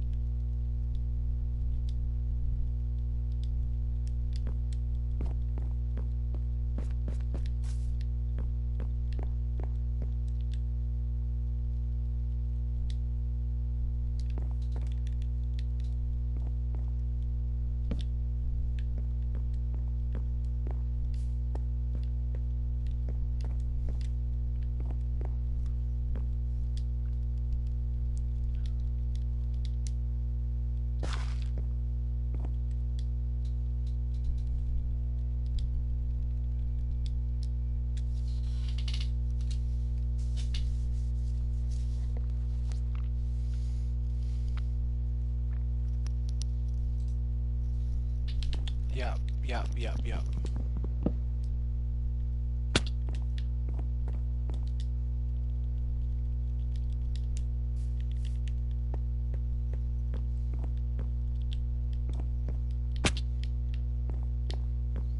Dang it.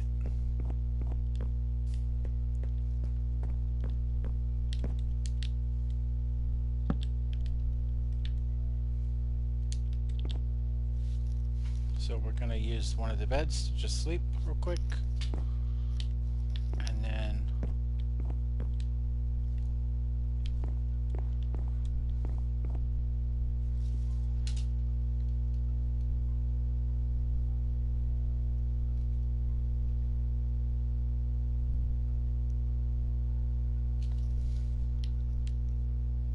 I'm gonna put one right there. That's gonna stop the adult villagers from being able to get in there.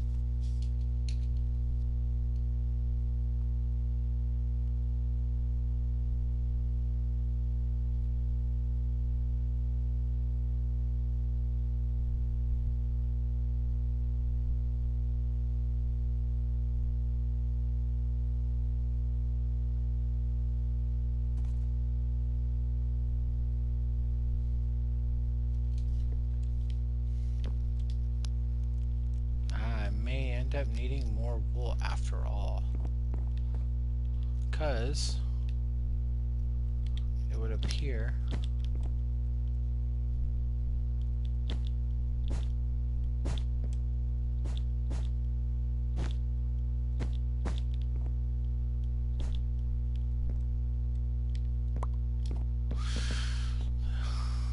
that I'm supposed to close these off. So we're gonna have to make another little quick trip.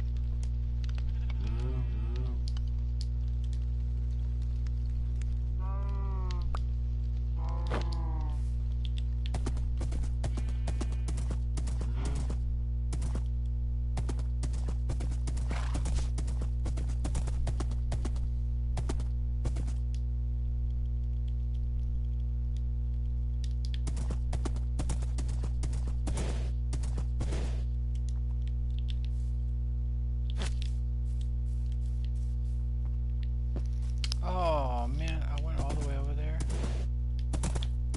I forgot what I was there for. Nope, you know what? We're gonna have to do this.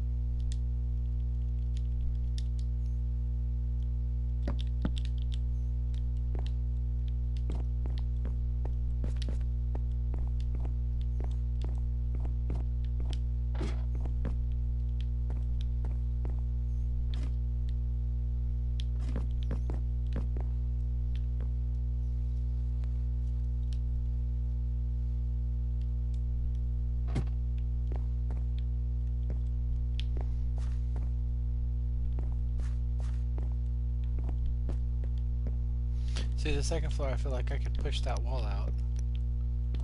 Push this wall out.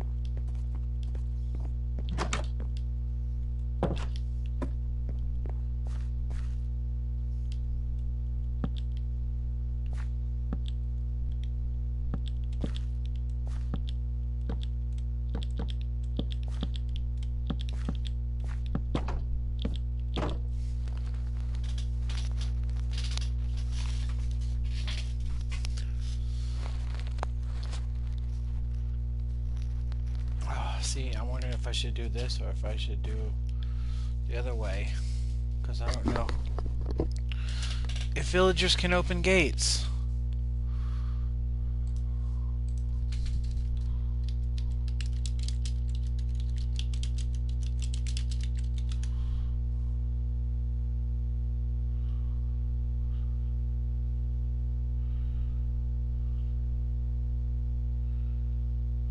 Ah, okay, so they cannot open the gates, but they can go through them if they're open. So as long as I don't leave it open, I should be okay. Okay. So as long as I don't leave it open, I should be good. Gotcha. And I'm thinking I kind of want to have an attic crawl space. So I'm thinking maybe some half slabs right here. I have some down here. I would only need 8 half slabs. Let's see, what do I have? I have 5 of those. I have 11 of these. Okay, we'll use these since I already have them.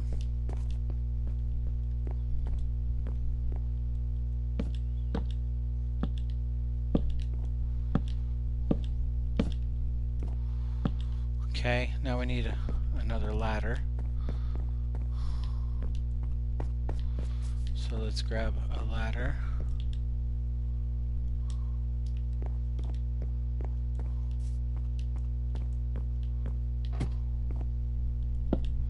Now see, I'm debating on whether I want to put them here.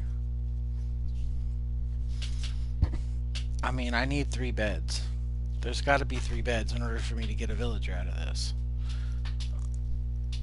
That being said, do I want to... Because as it is right now,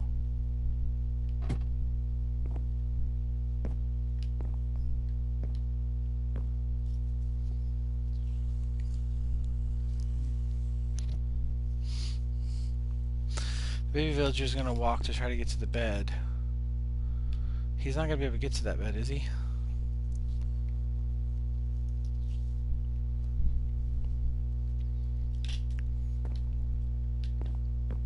but I also want to have this to be able to get up here.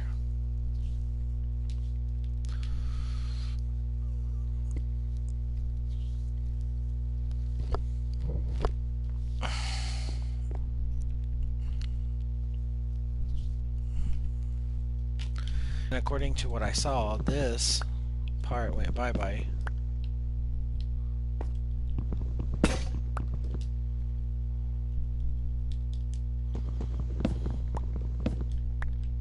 I don't really need that.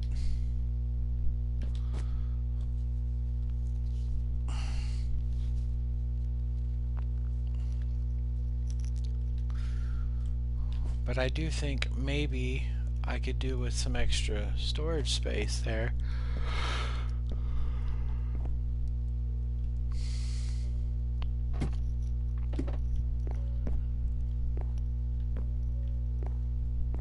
I want to have this functional as a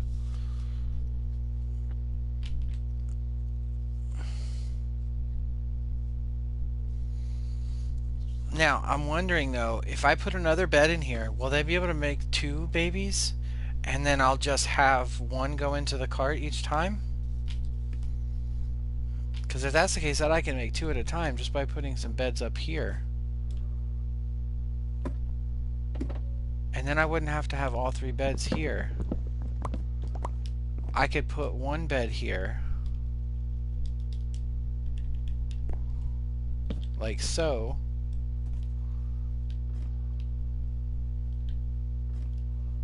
And instead of having this here, I could have it on the side.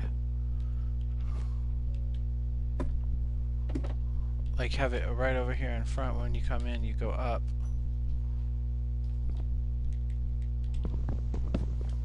Will they be able to link to the other 2 beds?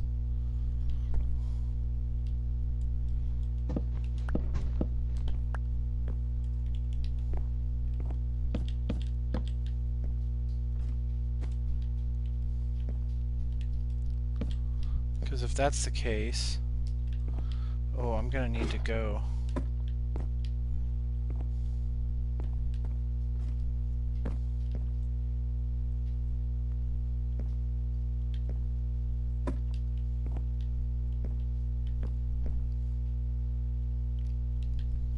Grab 2 more.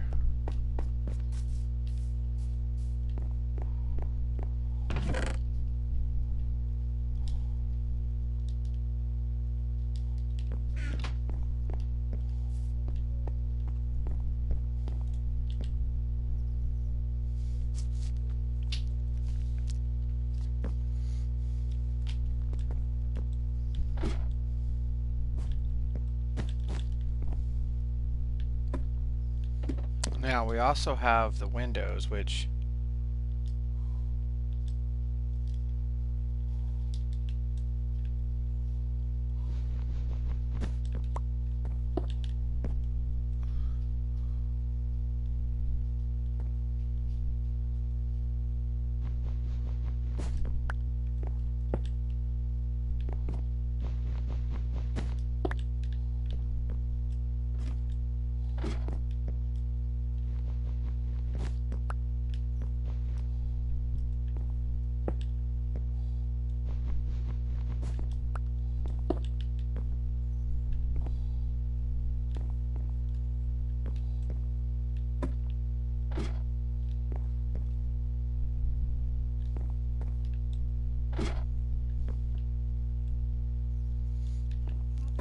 since they can't, I'm just wondering, because I'm not sure if I put the beds here, if they'll be able to link to them.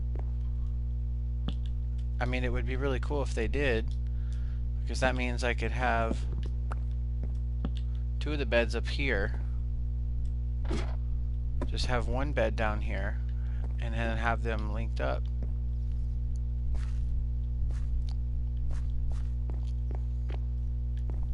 I still don't know how I'm gonna get them over here.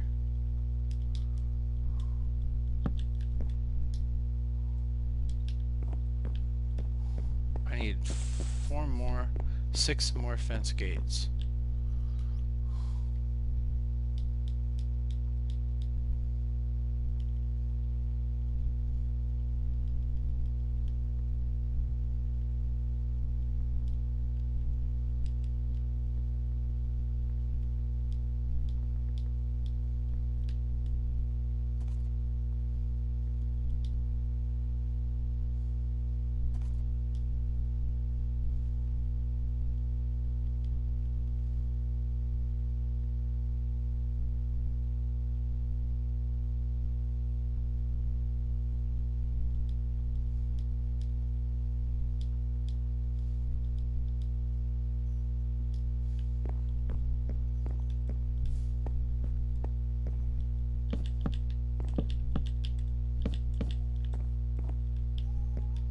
Alrighty.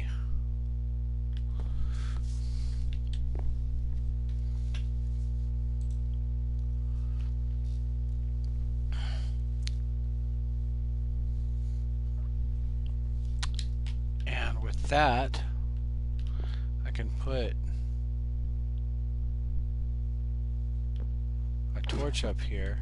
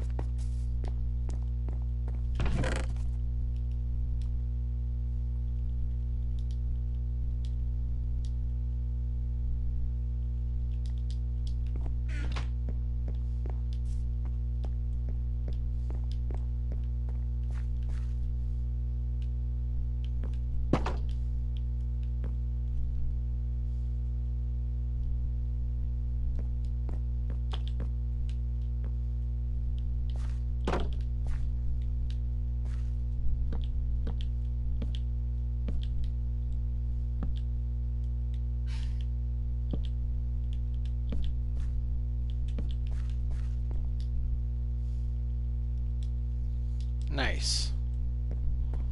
That looks quaint.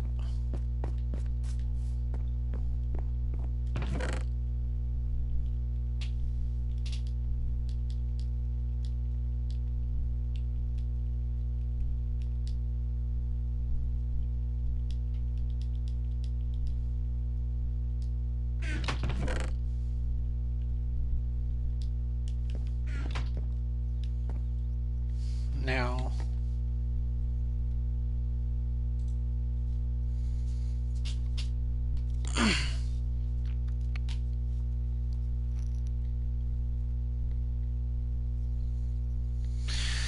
I'm not sure what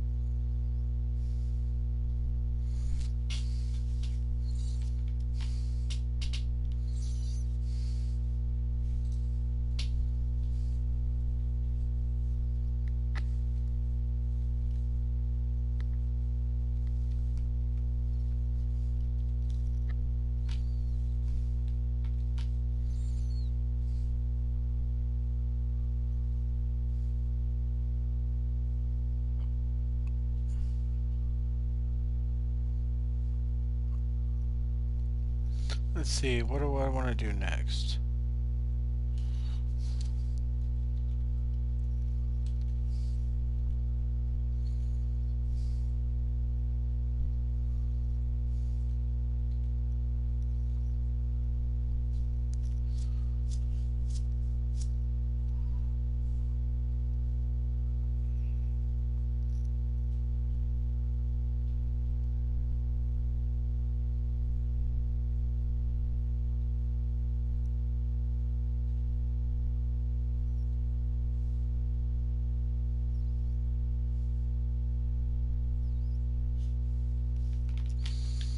Okay, I know what I gotta do.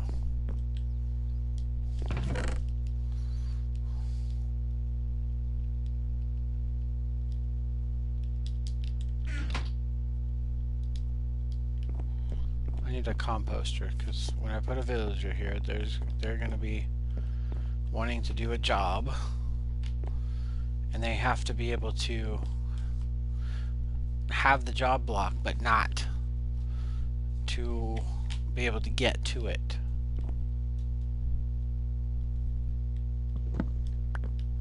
So let's see, maybe if we put the, no.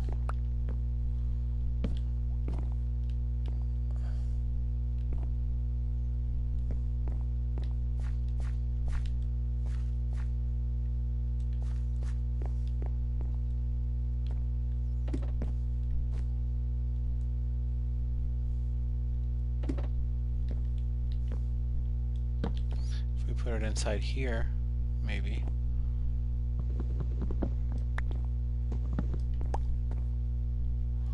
If we put the composter there and the bed there.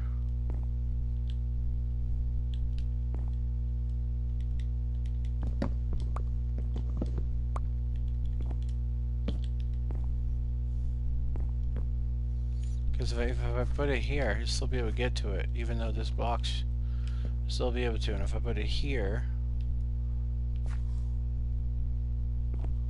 now if I put it in here, if I put it in the wall,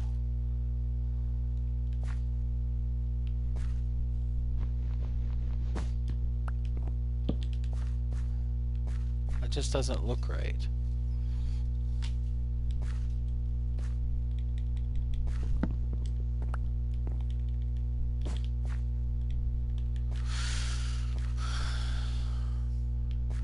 I need somewhere to put the composter where he can't get to it.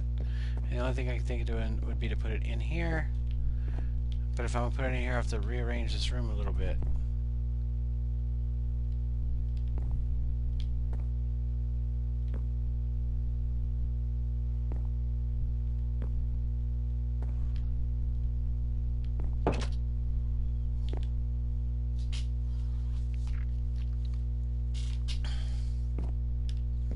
Yeah, I think that's what we're gonna have to do.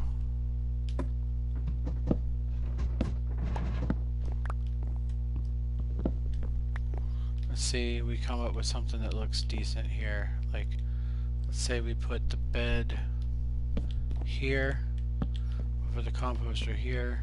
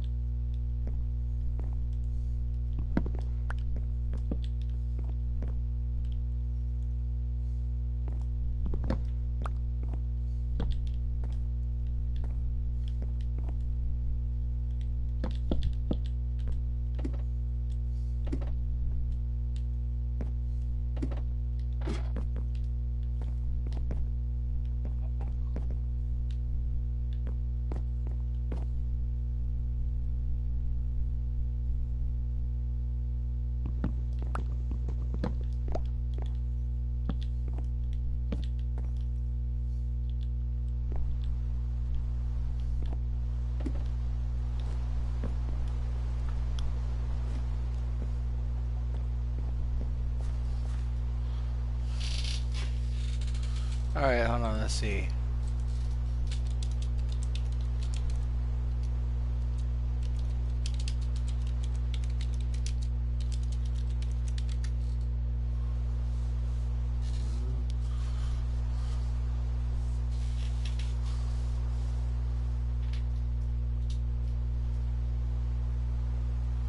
Okay, so the second one doesn't even need to be, as long as he's not a nitwit.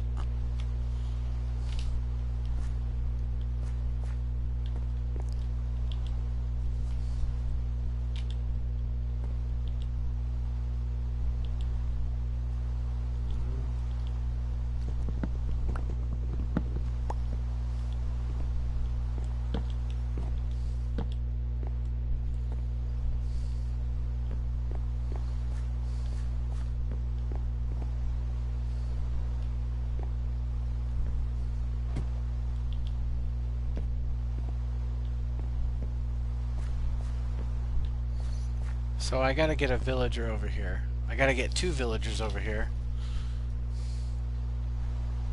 Somehow. And then I need to get them...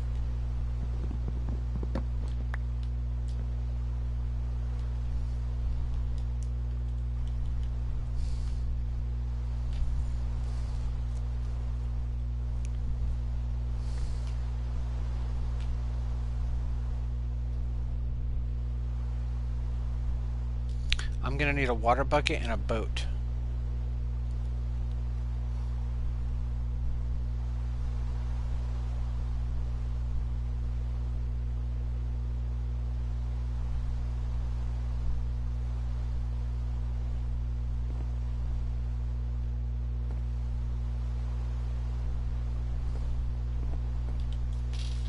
Can you put a lead on a villager?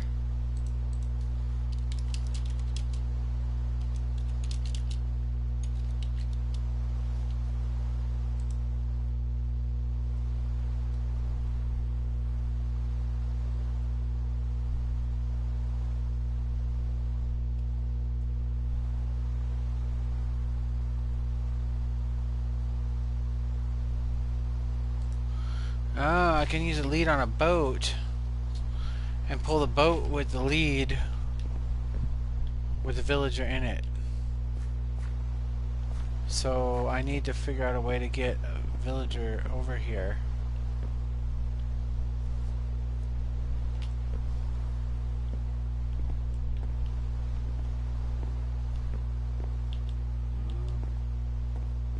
There's a village right around that corner over there, which is going to be great.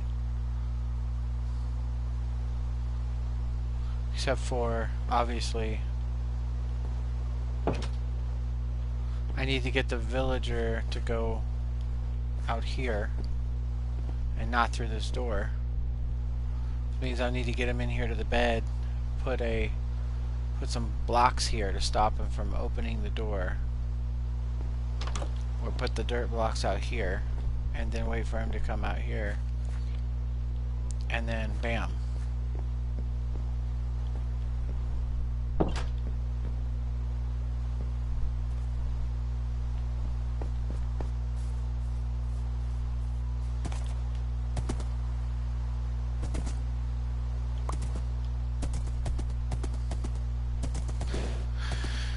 I'm gonna get a couple water buckets. And I'm gonna make a boat with no...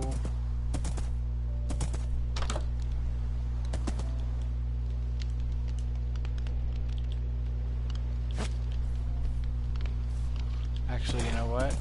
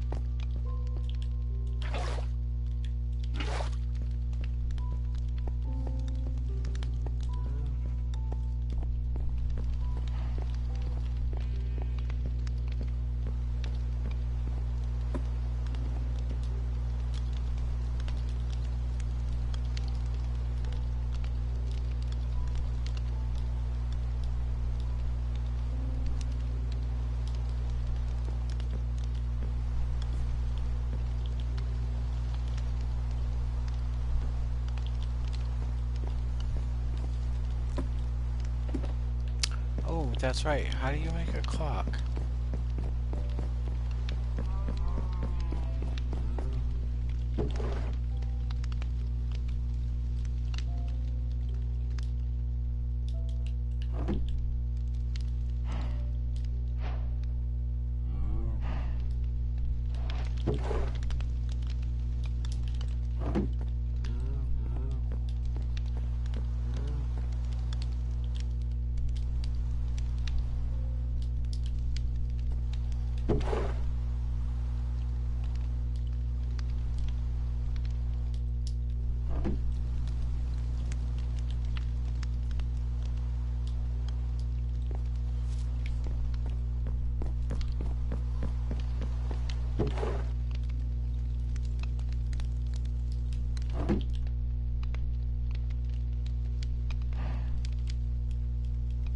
Clock, yeah, 4 and redstone.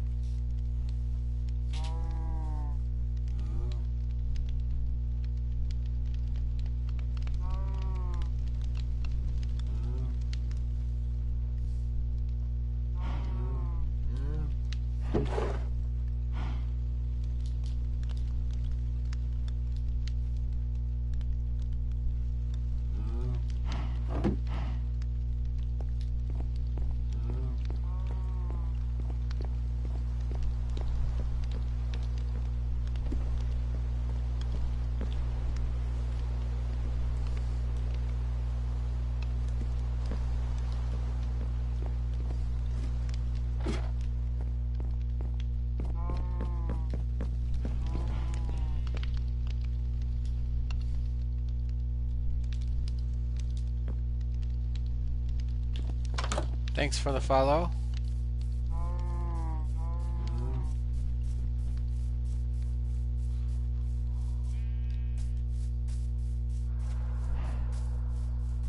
Just got another follower.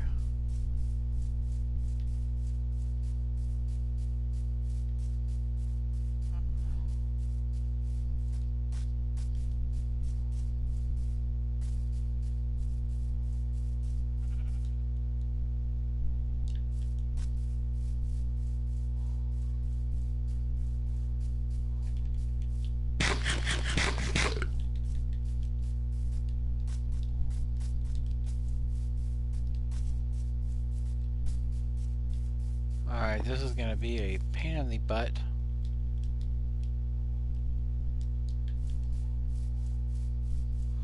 But if I can get the lead on the boat and then pull the boat around, maybe I can snag a couple villagers. These guys are definitely far enough away that they shouldn't even remotely be connected to my house as a village. Basically, it'll just turn that one house into a village all unto itself. But I am gonna have to get them around over there close enough to, and I don't really want to take, because I don't think these guys don't have a farm. I would need to build a farm over here and make a farm villager.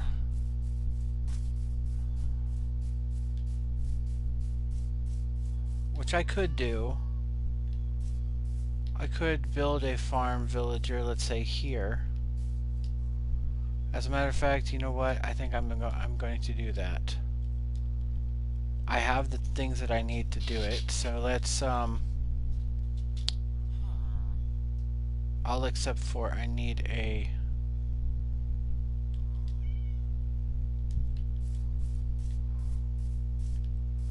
Yeah.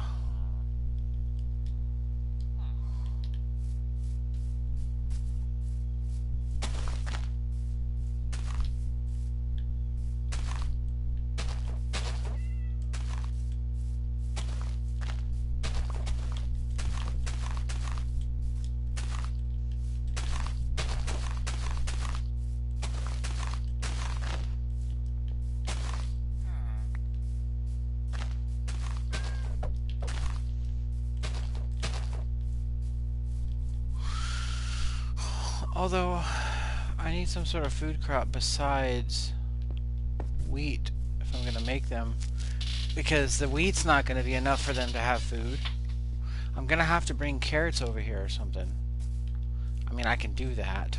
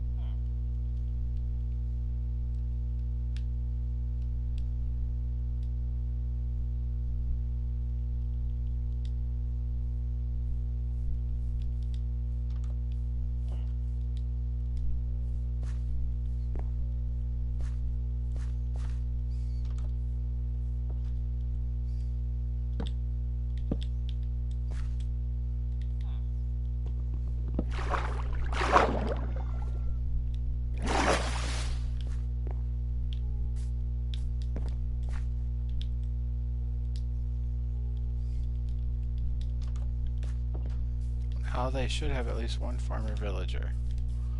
I have no idea where he's at unless... Okay, is this him? Huh? And he wants carrots. So he would be perfect, technically. He would technically be perfect, but I need them to have... I need them to have...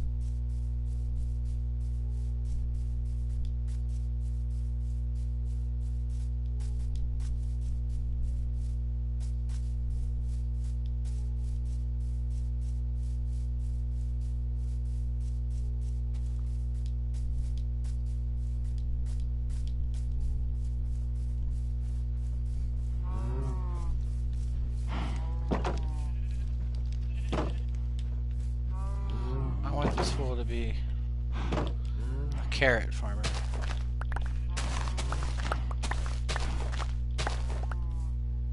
You know, seeing as how.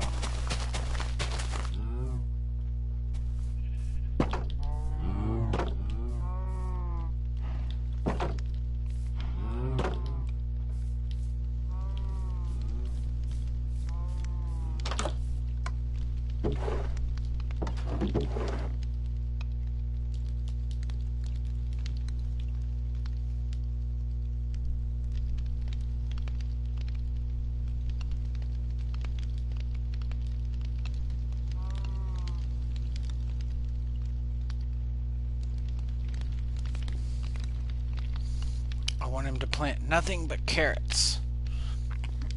So I'm going to give him carrots. And then I'm going to plant carrots as well. Then I'm going to steal 2 of the other villagers.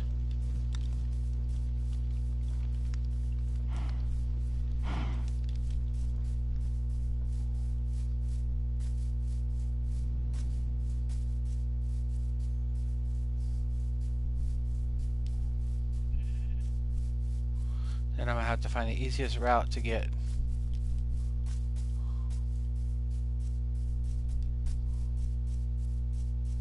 Because if I can get one villager over there, like over here.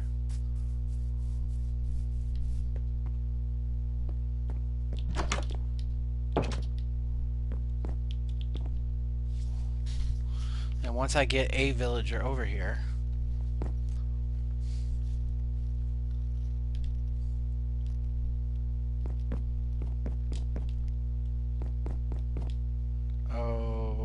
okay. That's not what I expected to happen.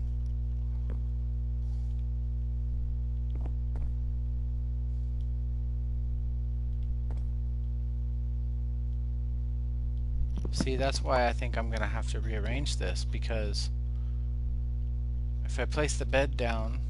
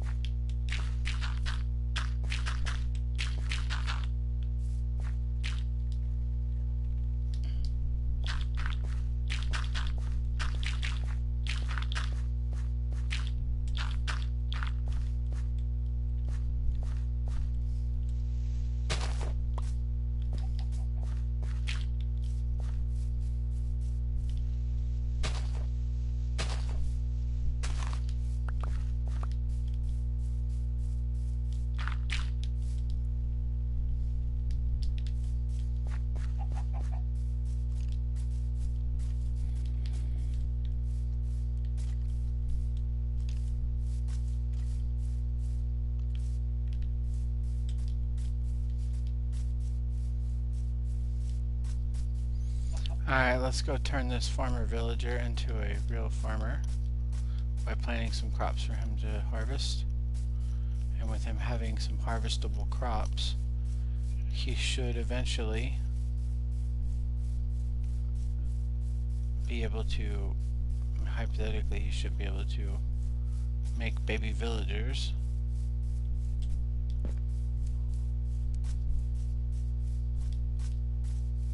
Now, of course, if for some reason he was to get attacked, never be a good thing, so we're gonna light this up under here a bit to prevent anything from spawning at night, at least in this area.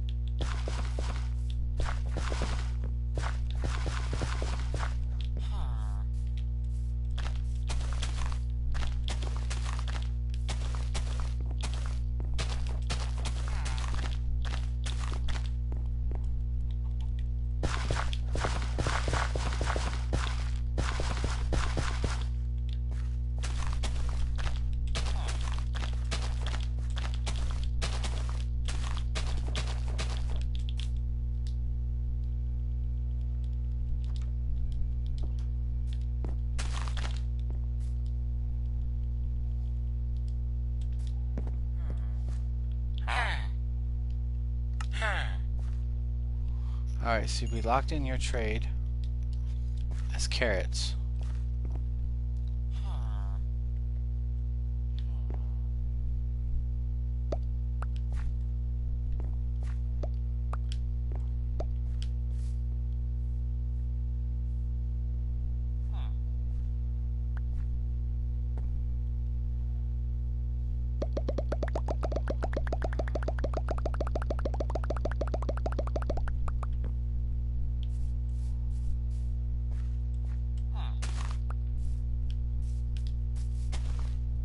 Awesome. Now he's planting. Now he's planting. Good.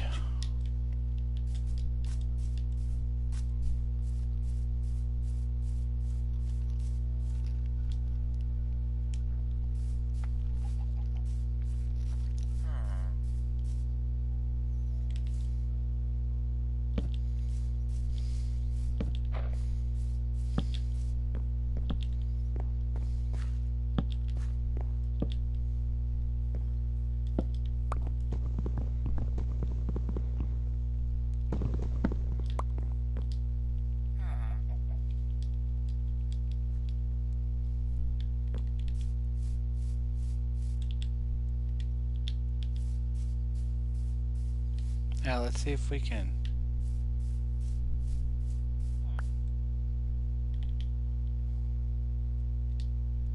Alright, well, obviously that's not going to work. But let's see if maybe perhaps we can.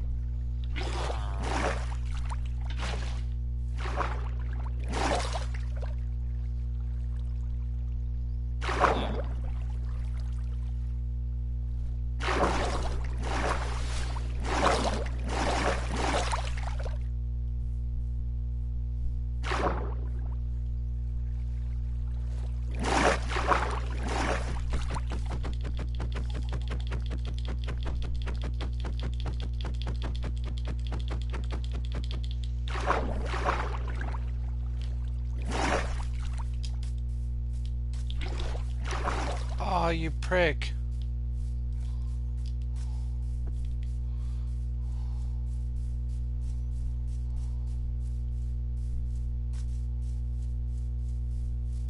All that way and you're just running back to your base.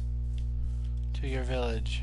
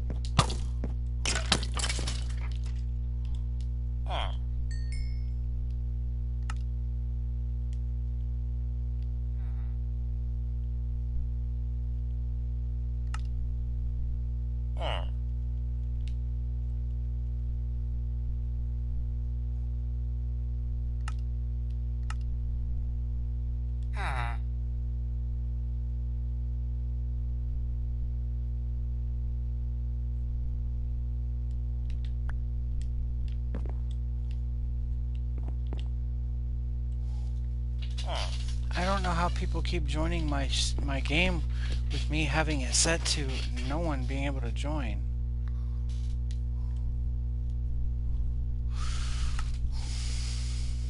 I know what I'm gonna do. Save and quit.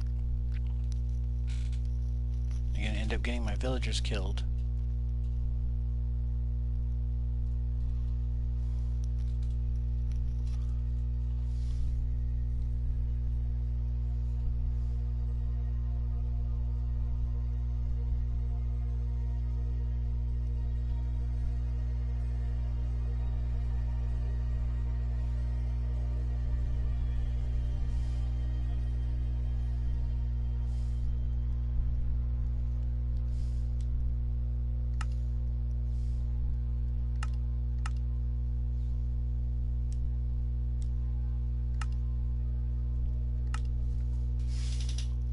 Just gonna have to set it to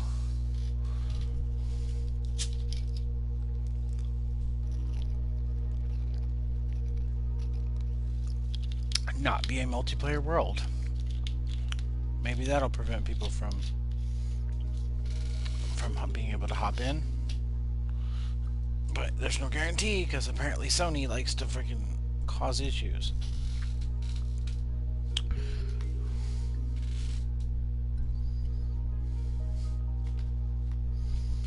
I just hope that no zombies spawned in the village here and got my villagers.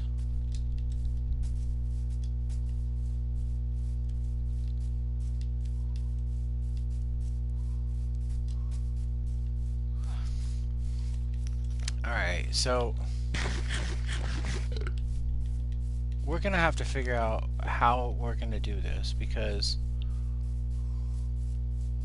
getting the villager over to the house is going to be a pain in the ass. And since I can't use a boat with a lead on it except for in the water, because as soon as I pull too far away, I gotta figure out a way that's gonna allow me to get the villager over here. Now going downhill is not a problem, it's going uphill. And if we can get to here, I think if I can put, let's say, put it here.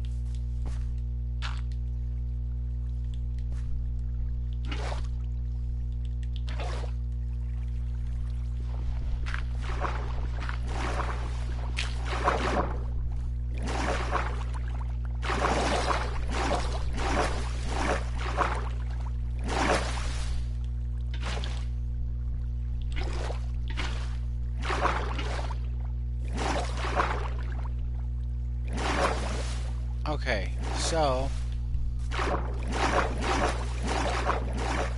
if I, let's say, go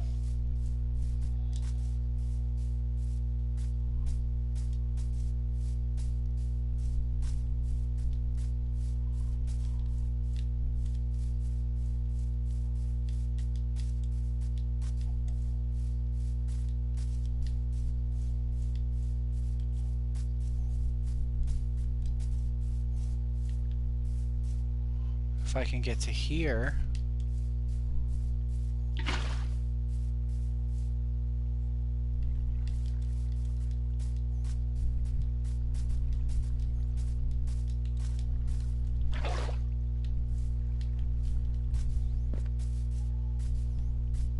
and that will get me to here.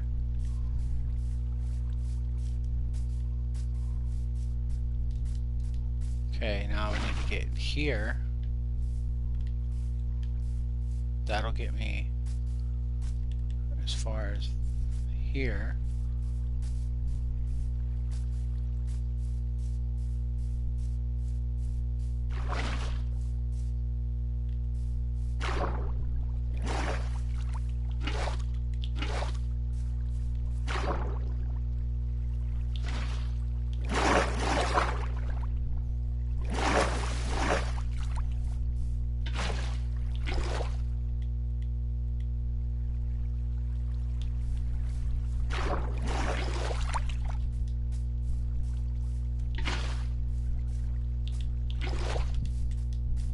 Okay, so this will get me here. Then I'll be able to get over here. I'll be able to go up here.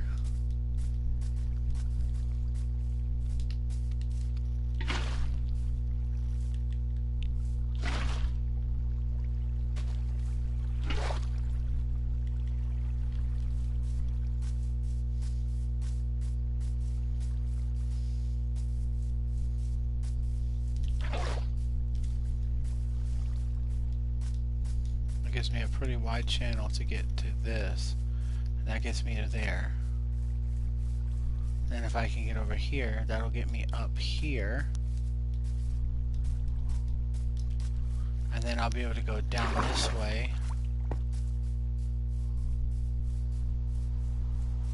Then I'll need to go, let's say, here.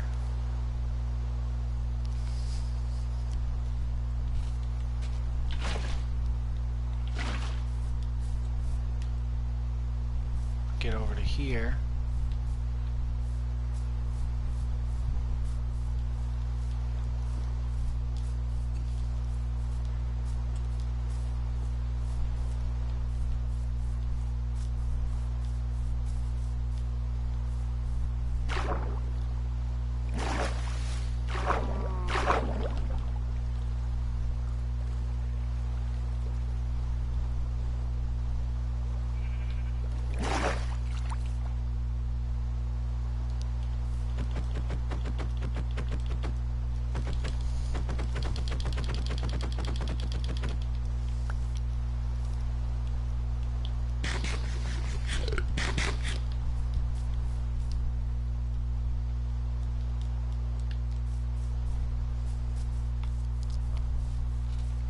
Why is it raining so much in this world? The save world, or this world, my weather is just horrible. So many freaking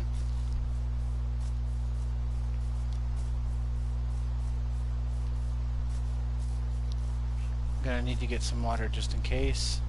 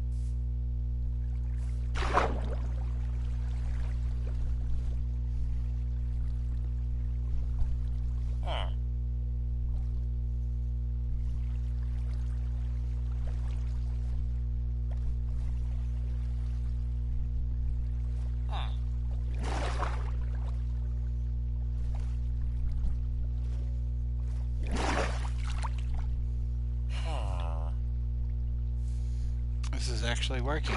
Holy crap.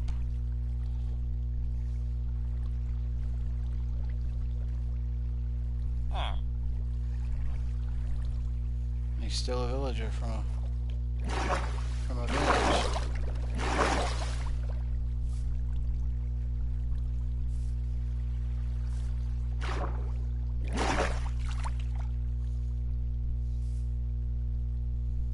Now this is obviously the hard way.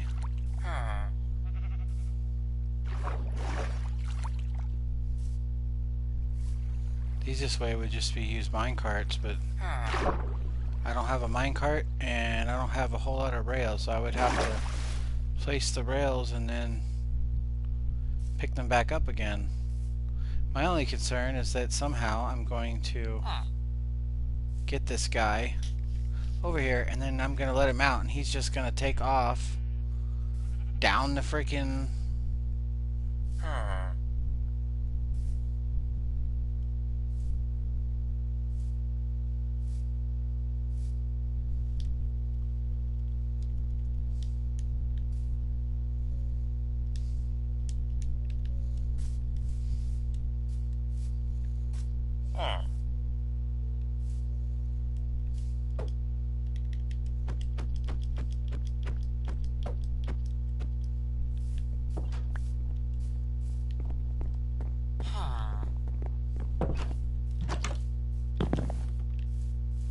Oh no!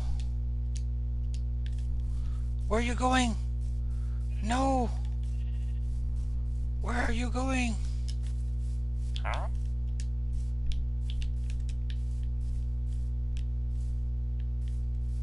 Oh no, where did my boat go?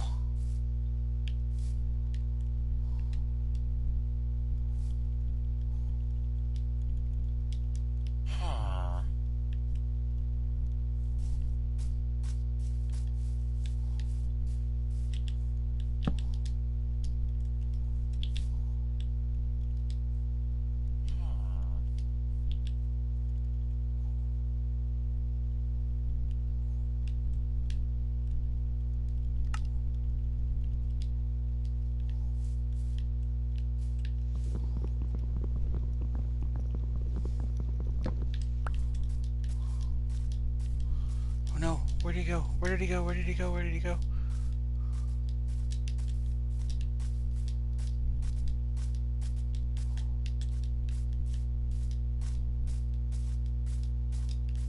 Is he going all the way back?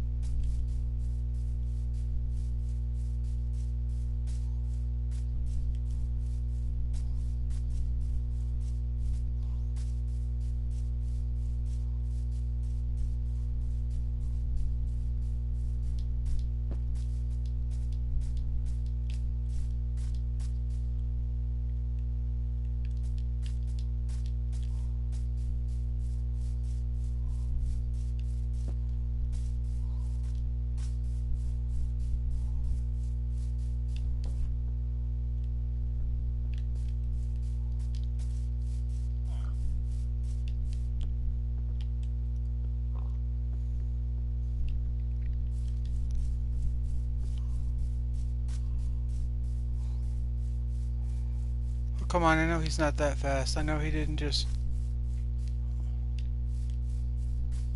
walk all the way back.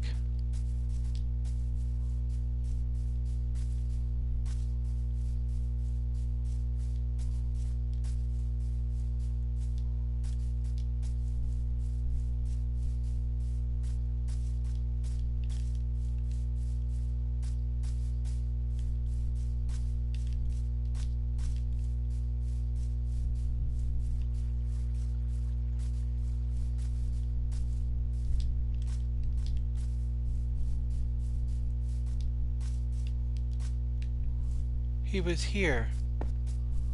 Where did he go?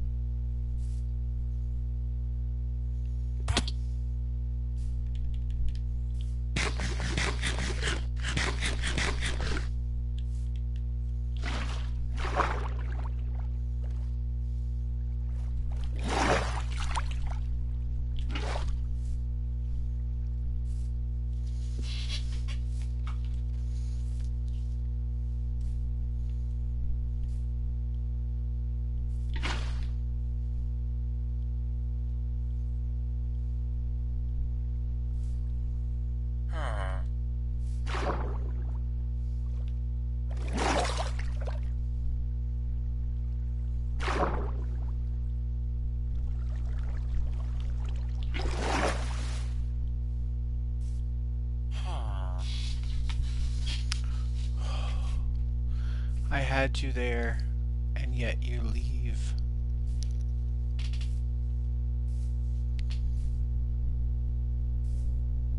And now I gotta figure out how to get you back.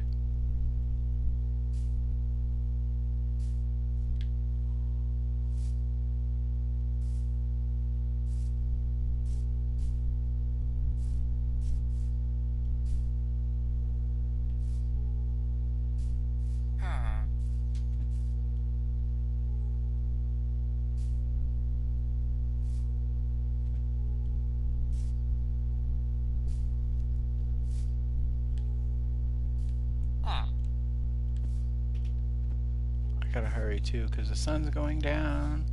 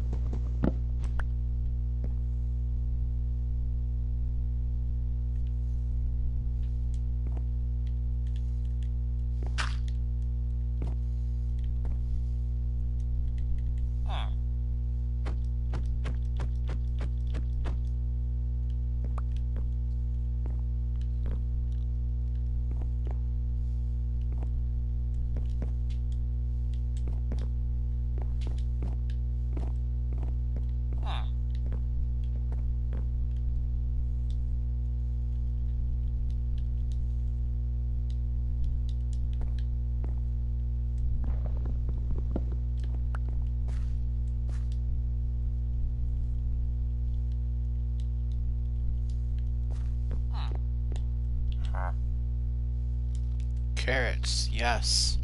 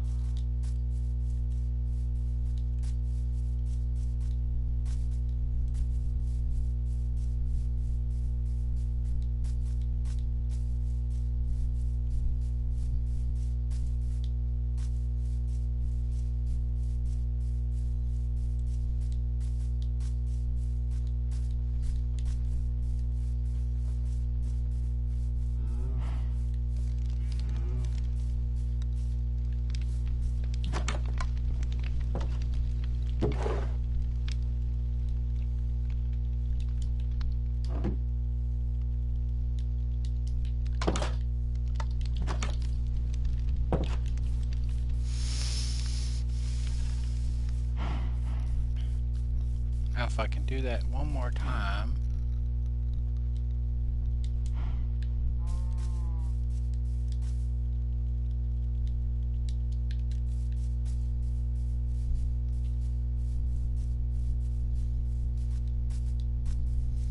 With another villager. And put, let's say, like he did in the other video that I watched. And put a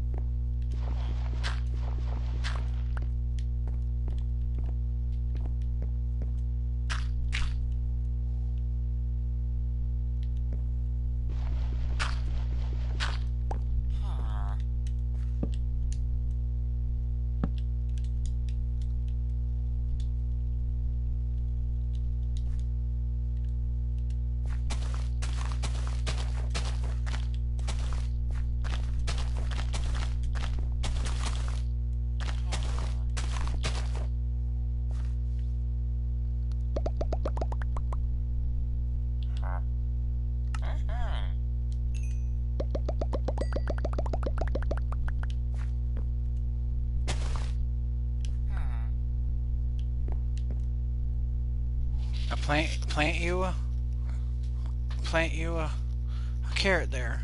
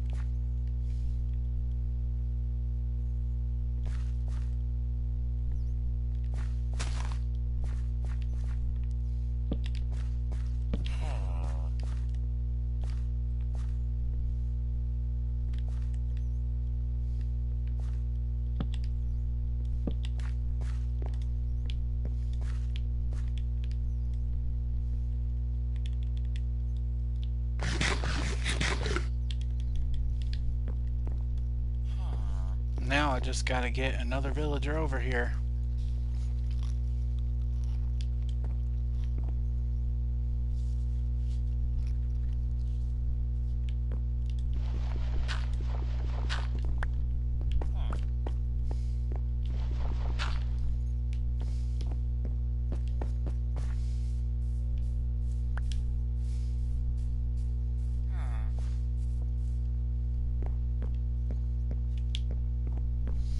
I don't need another profession block, but it would make it easier for me to, if I can keep them over here long enough, they can disconnect from the other village. And then, bam.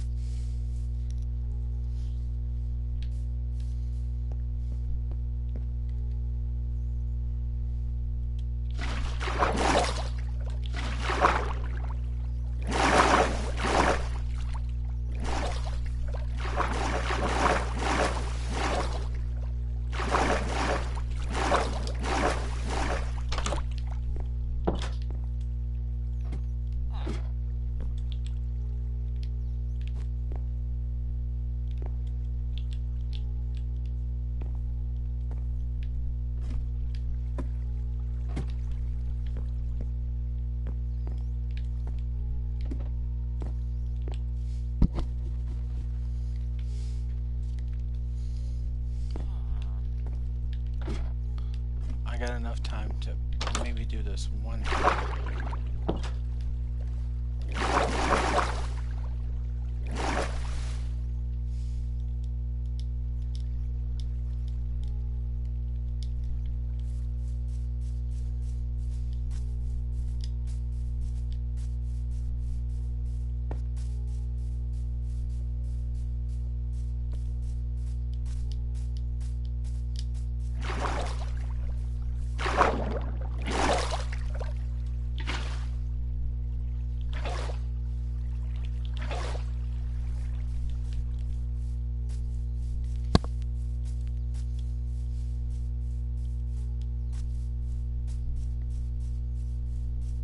And I'll go make a bunch of bone meal, and I'll bone meal a bunch of, and I do mean a bunch of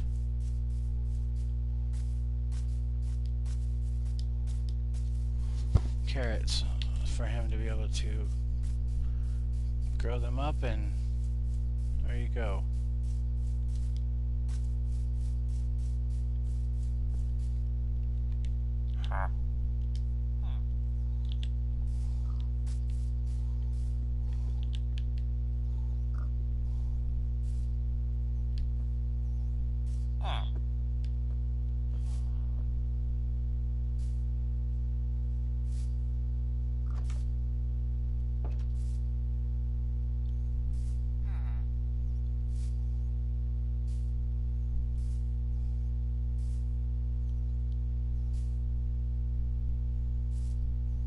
See if I can get across this mossy cobblestone.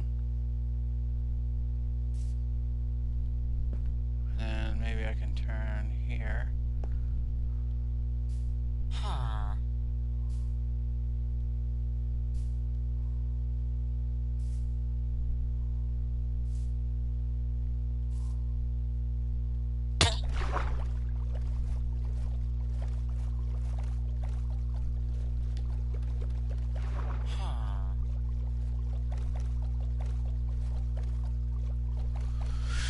I don't got much time left before I gotta end this stream, guys. For those few that are watching,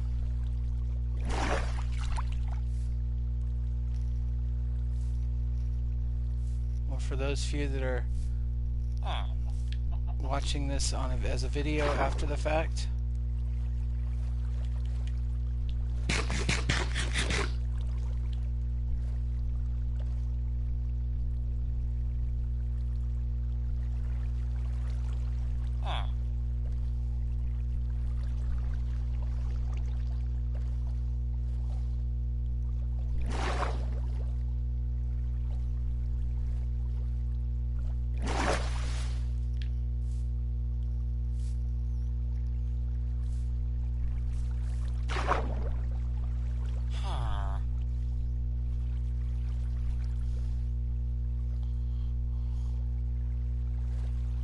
If I'm very careful about this, I can do this without suffocating my villager.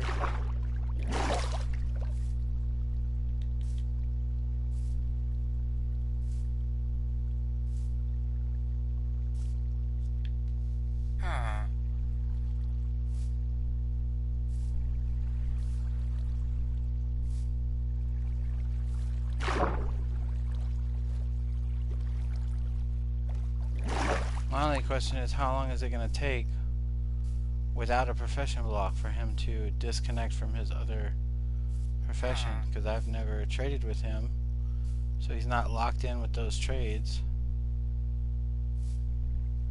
Now this guy, on the other hand, he's locked in as a farmer with carrots as his trades.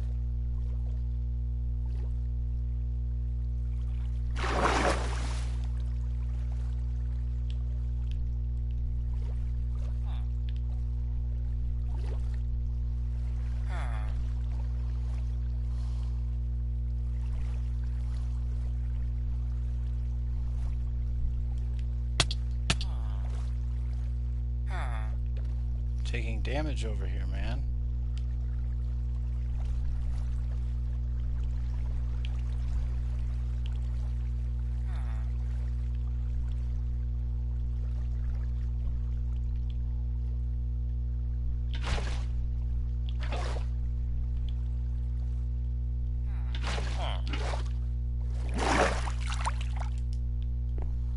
Now how long am I gonna have to leave this guy here for him to wanna disconnect from his old?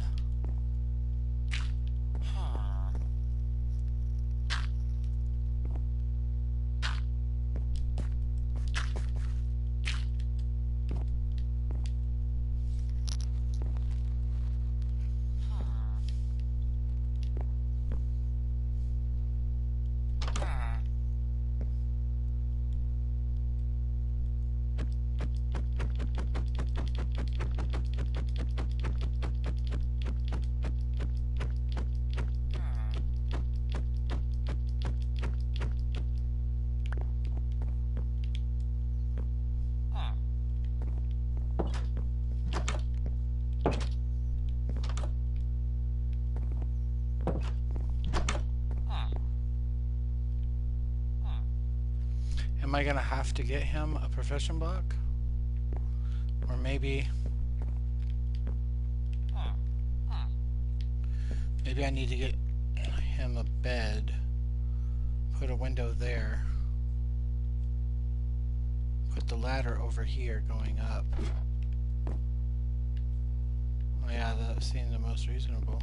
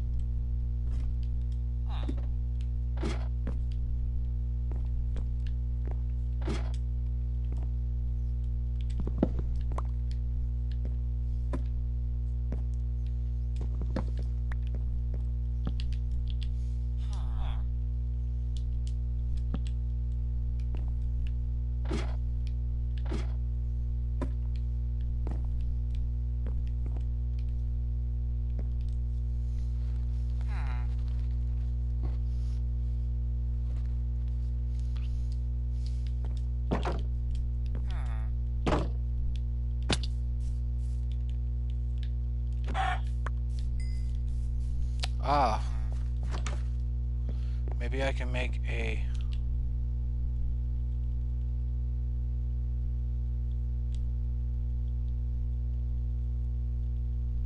Oh no, it's not that, it's... Okay. Well, what can I make as a second profession block? I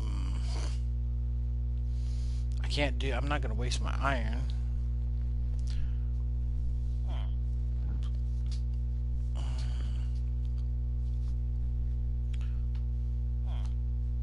Oh, a smelter.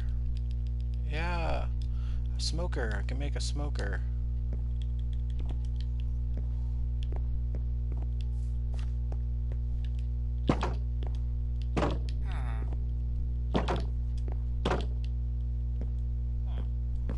I can put it right out here.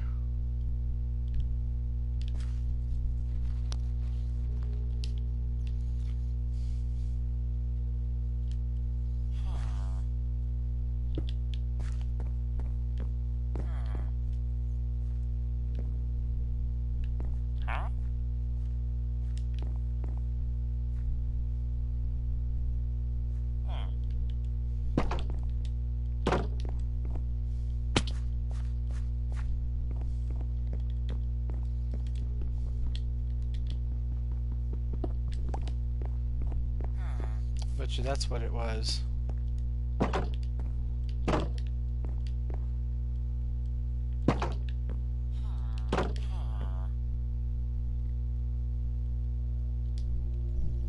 Yeah, he's already stuck here, but now he's...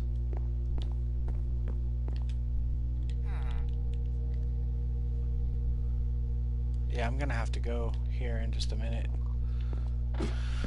Oh, come on, man. I just need you to go inside the house.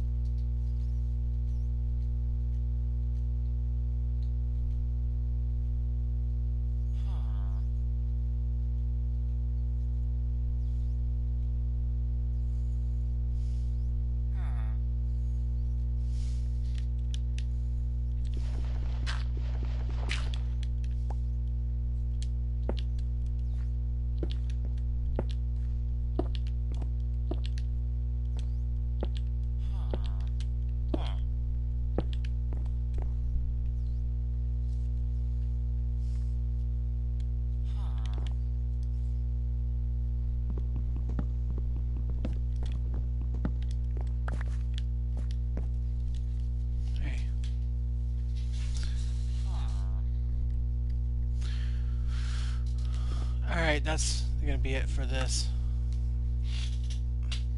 My stream's over for the day. I'll be back on later. Right now, I'm gonna wrap it up and got some stuff I gotta do. I'll be back later. So if you want to come back and join me later, feel free. Until then, toodaloo.